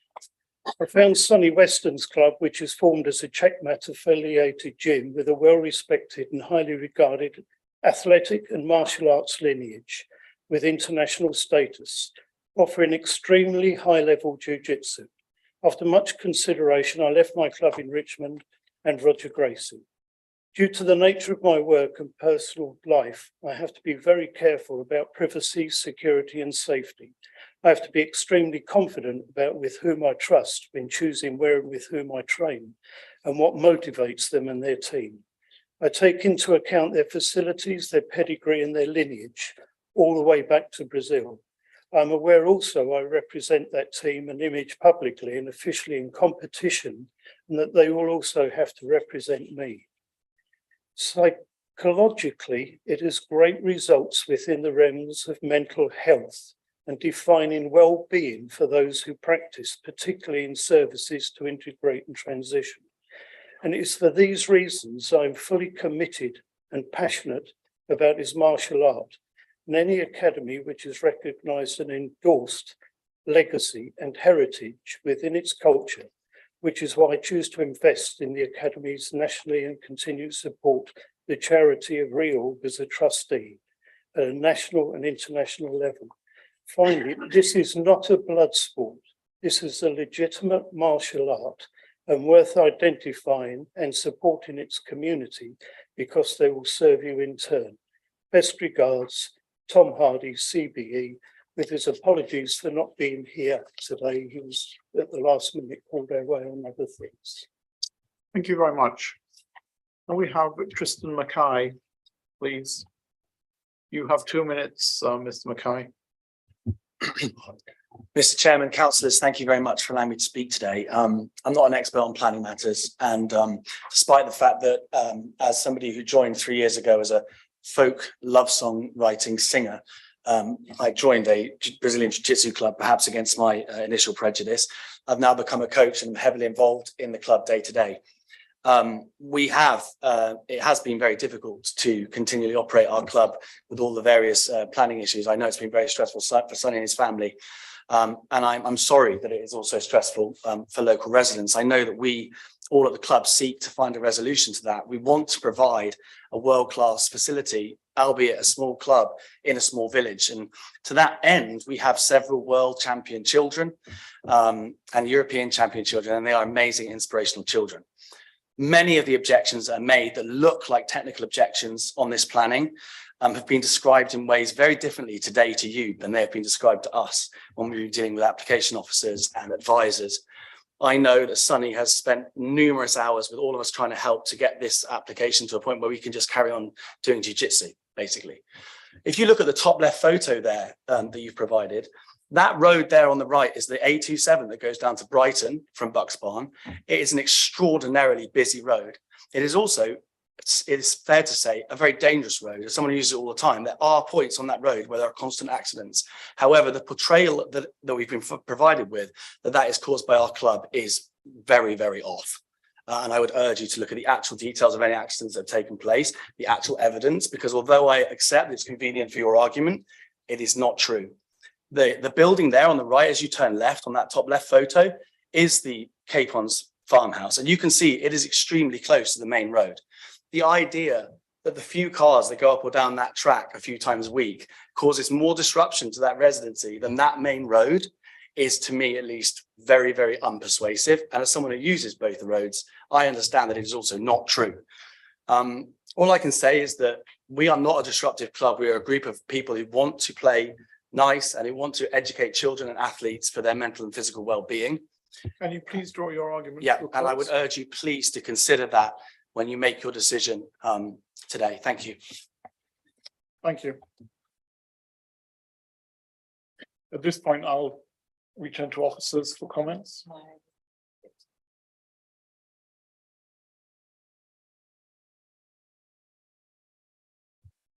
There are no comments, so local members, Councillor Chow. Yes, can Lynn go first? Thank you, Chair. Well, okay, Councillor Lambert, who was alphabetical. Ladies before gentlemen. Thank you, Chairman. Thank you, fellow councillors. I fully concur with the officers and I will keep this brief. In my considered opinion, water neutrality has not been demonstrated to a sufficient degree to give us confidence that it meets the very high bar set by Natural England. I am also not happy the condition of the planning permission given in 2019 requiring adequate visibility displays at the site entrance onto the A272 in order to make the egress and ingress safe has not been discharged. Thank you.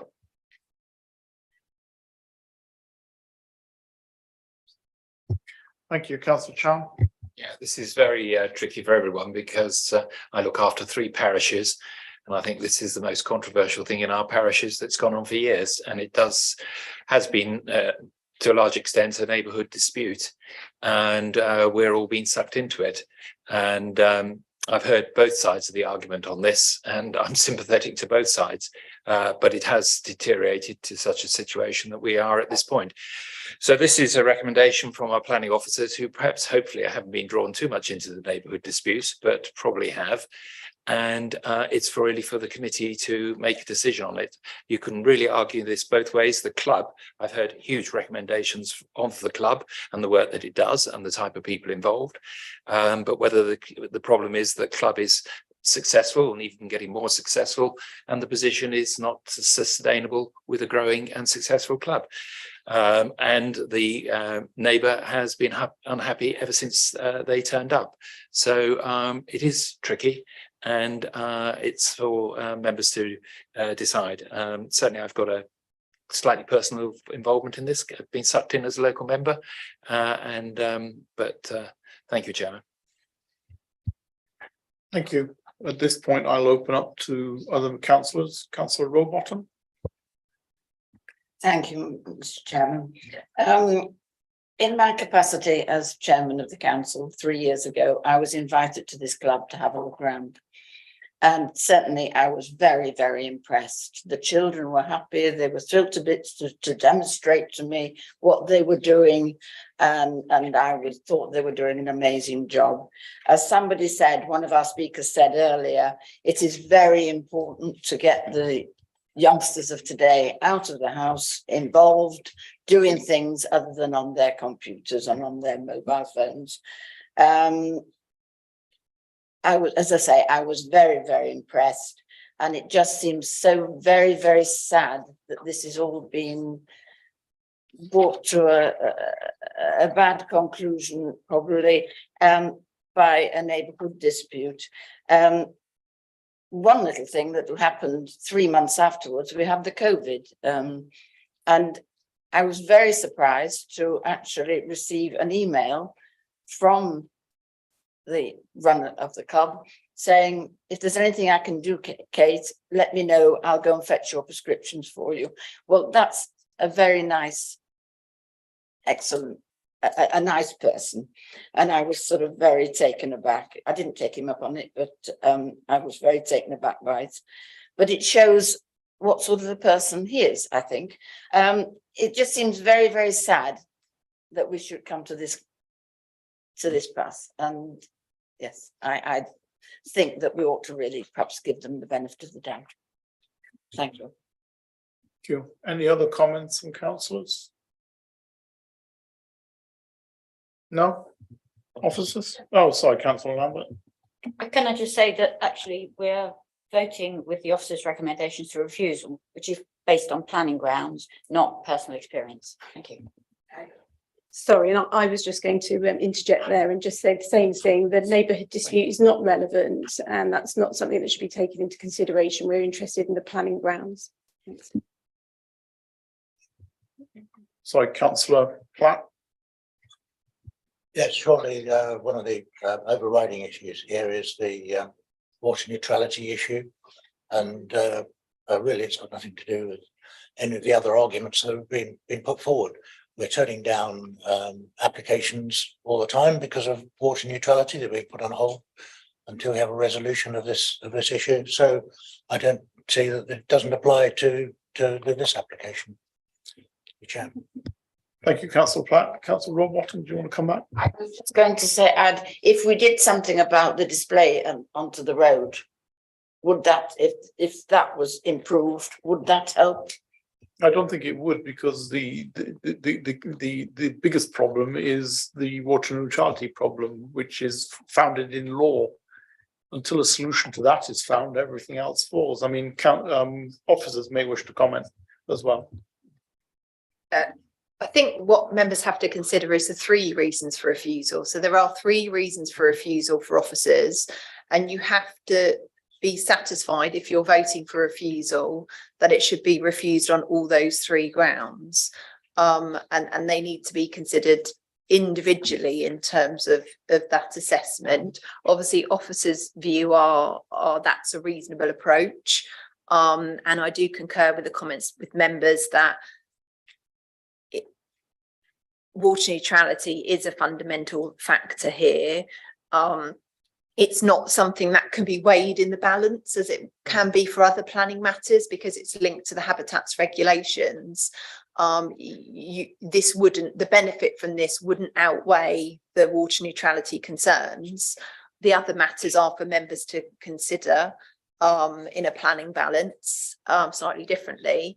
But obviously officers have recommended it for 3 reasons, and members need to consider it on that basis. Thank you. Any final comments from members? Yes. Oh, Councillor Dork. Yeah, Emma, could you just go over the water neutrality part of 6.12? I'm a bit confused on it. Are we saying that it doesn't meet the criteria for water neutrality?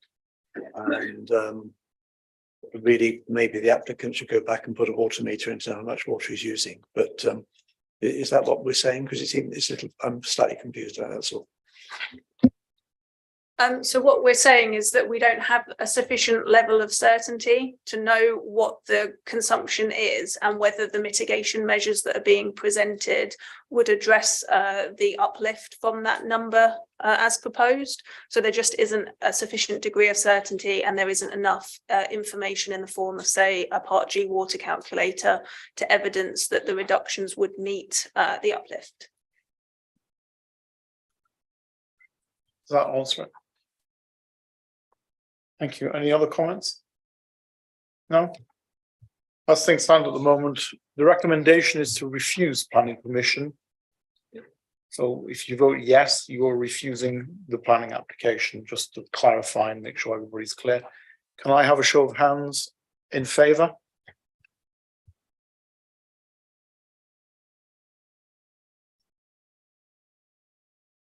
Those against? And no abstentions. Oh, sorry, one abstention. Thank you. Okay, so we had 9 voting for, 1 against and 1 abstention. Therefore, the application has been refused. Thank you. Thank you. Before we move on to item 9 on the agenda, which is application 22-1507, could I ask Councillor Elaine Kipp from Pulborough Parish Council to take her place at the desk to make a representation once the officers have finished their presentation. Thank you. And you will have 5 minutes as Parish Council representative. Next item. Oh, Sorry, Councillor, I'm afraid I've got to go because I've got to be back here at 5:30 and I've got to go and pick up. So please accept my apologies. sure. Thank you. Thank you, Kate. Next item on the agenda is DC 22-1507, which is 17 Link Lane, Pulborough in West Sussex. This is the erection of a single-storey front extension to the garage and erection of a 2-storey side extension and a single-storey front and rear extensions with associated alterations and amendments to access. And I will hand over to officers. Thank you, Chair. So the application site comprises a 2-storey detached property located to the north of Link Road within the built-up area boundary of Pulborough. As shown by the aerial photograph, the site is located within a residential street comprising detached, semi-detached and terraced dwellings, with the local primary school positioned immediately to the north. As shown by the site plan, extensions are proposed to the front, rear and side of the property, along with associated internal alterations. It is also proposed to increase the width of the vehicle crossover serving the dwelling. However, Link Lane is a classified D road where planning permission is not required for such works. This would, however, be subject of a licence from West Sussex Highways as advised within their consultation response. So here are the existing and proposed ground floor plans showing the extensions to the dwelling and the first floor plans as well. And then here's the front and rear elevations existing and proposed for comparison, as well as the side elevations. So the site photographs show the context of the application site, including its relationship with the neighbouring residential properties. While it is acknowledged that the proposed development would result cumulatively in a large mass, the proposed additions are considered suitable in the context of the site and host property. The additions have been designed to reflect the form, scale and detailing of the existing building and would appear as coherent and sympathetic additions. It is not therefore considered that the proposal would have a detrimental impact on the appearance of the subject dwelling or wider area. The proposed extensions have been designed to limit impact on the neighbouring residential properties, with appropriate separation retained between the subject dwelling and immediate neighbours. No objections have been received from any neighbouring property, including those immediately to the east and west. The proposed development is not therefore considered to result in harm to neighbouring amenity. It is also considered that adequate parking provision would be retained, and there is no clear or compelling evidence to suggest that the nature and scale of the development would result in a more intensive occupation of the dwelling that would necessitate an increased consumption of water. For these reasons, the proposed development is considered acceptable, subject to the conditions as detailed within section 7 of the committee report. Thank you. Thank you. Councillor Kipp, you have 5 minutes. Thank you. Good afternoon. I'm speaking on behalf of Pulborough Parish Council. We object to this application as we consider it as an overdevelopment of this site. I now refer to HDC Planning Framework Policy 33 and the Planning Committee report. Link Lane actually consists of 3-bedroom, 4-bedroom properties, not 5-bedroom. This planning application is in respect of a 5-bedroom property. I would also say that 15 Link Lane was for a 4-bedroomed property, 4-bedroomed extension. No, in total 4-bedroom. It's on a larger plot of land. It's actually on the corner of Link Lane and New Place Road, whereas number 17, their application, it's been built on a significantly smaller plot of land. So a 5-bedroom extension would be significant. I would also say that number 17 was actually purchased in March 2022. It was a 3-bedroom property. It should remain a 3-bedroom property. This is because I actually refer to the Pulborough Neighbourhood Plan Survey, which was sent to every single resident in Pulborough. One of the questions which was asked was about what type of housing residents would want to move to if they have to downsize or whatever, want to move to next. The top 3 options were a bungalow, 3 to 4-bedroom house, or a 2 to 3-bedroom house. This I consider is an important factor because if this house is put up for sale, it would be up for sale as a 5-bedroom house if this was allowed to go through, which would be important in Pulborough because we need more 3-bedroom properties. So I would really strongly recommend this is refused. Thank you very much. Thank you, Councillor Kipp. I'll hand over to officers.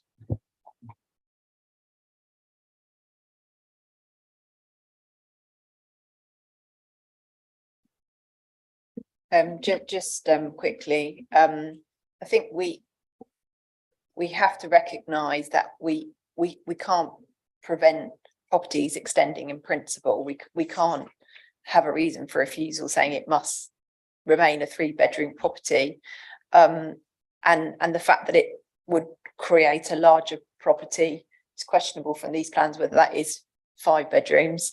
But the fact that even if it was, just because that means it's slightly bigger than others surrounding it, again, is not a reason to refuse it. It's about, is the proposal acceptable in terms of the impact on existing property and on the character appearance of the area, and in terms of the amenity of neighbouring properties. And the officer's view is it is acceptable on that basis. Thank you. Thank you. Local members, I'll let my fellow councillor go first. Diana, do you wish to comment? Thank you, Chairman. Well, I'd like to thank Councillor Kipp for coming to address the committee and give the views of Pulborough Parish Council. And I do appreciate concern about the scale of redevelopment of houses and the desire to preserve an attractive and harmonious street scene. However, looking at what is proposed here, as we've heard, there is a rear extension proposed which will replace the existing conservatory and will be lower. The garage extension doesn't affect the view looking onto the front of the house, and in particular it doesn't project beyond the front of the house. And the 2-storey extension to the east is designed to be subservient. We can see, I think, in the drawing at the bottom left of the red are the new features and the black is the existing features. We can see the roof is the new bit of the roof is lower than the original ridge of the original roof. And the porch, which is proposed, is I think in keeping with the design, the redesign of the building. You can see the porch, the top of the porch reflects the pitch of the original roof. I think the design is sort of well balanced. I note that there are no objections from neighbours, as has been pointed out, and I think it is a condition. I believe it's a condition of the if the planning permission is given, that the materials will match the current materials.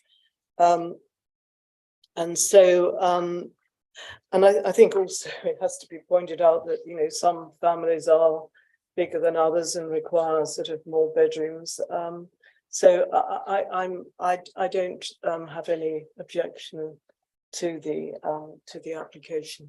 Thank you, Chairman. Thank you, Councillor Van der Kloot.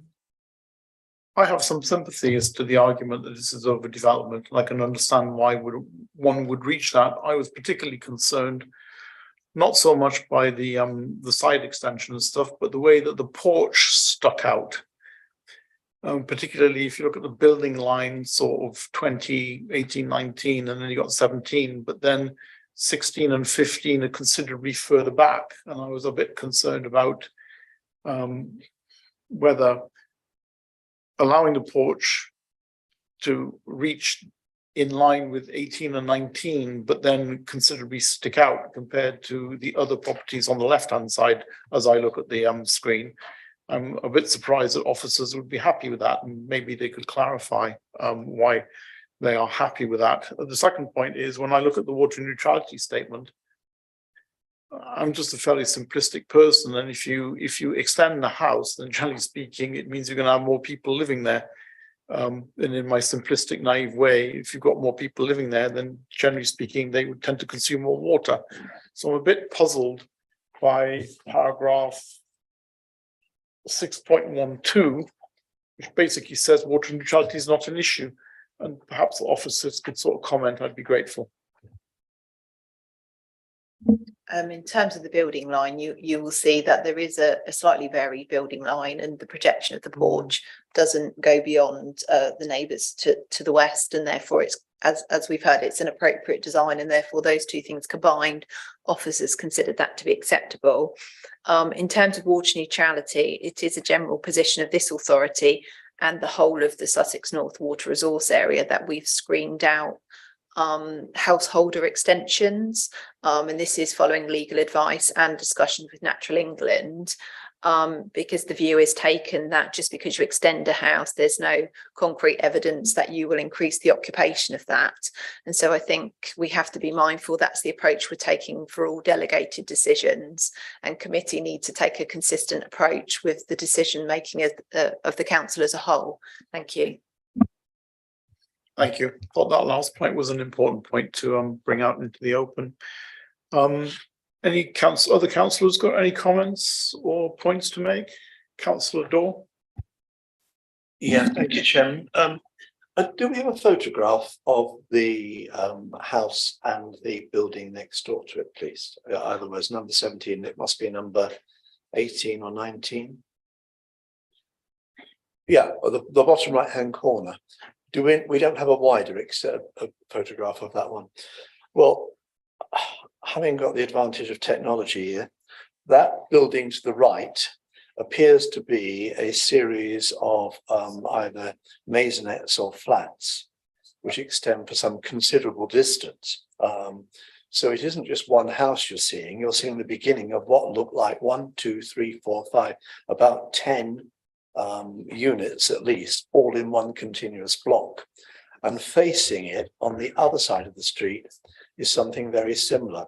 So I really cannot understand that beyond the idea that the parish doesn't like larger houses because a survey came up with something saying they want smaller houses, how there can be any objection to this. It's not going to destroy the street scene, and officers have said it fits perfectly well on its in the situation. So I'm rather surprised it's got this far, but there we go. Thank you. Thank you. Any other comments? Any comment now? Officers? Thank you. The recommendation is to approve planning permission subject to appropriate conditions. Can I have a show of hands in favour? Against? Abstentions? No. So we had 10 of you voting for the application, so it has been approved. Thank you. Time to go home. It's only 45. Okay, thank you. Item 10, urgent business. There is no urgent business, so I will close the meeting at 16:45. And I wish you all a very happy Christmas and a healthy, prosperous new year and a safe journey home. Thank you for coming.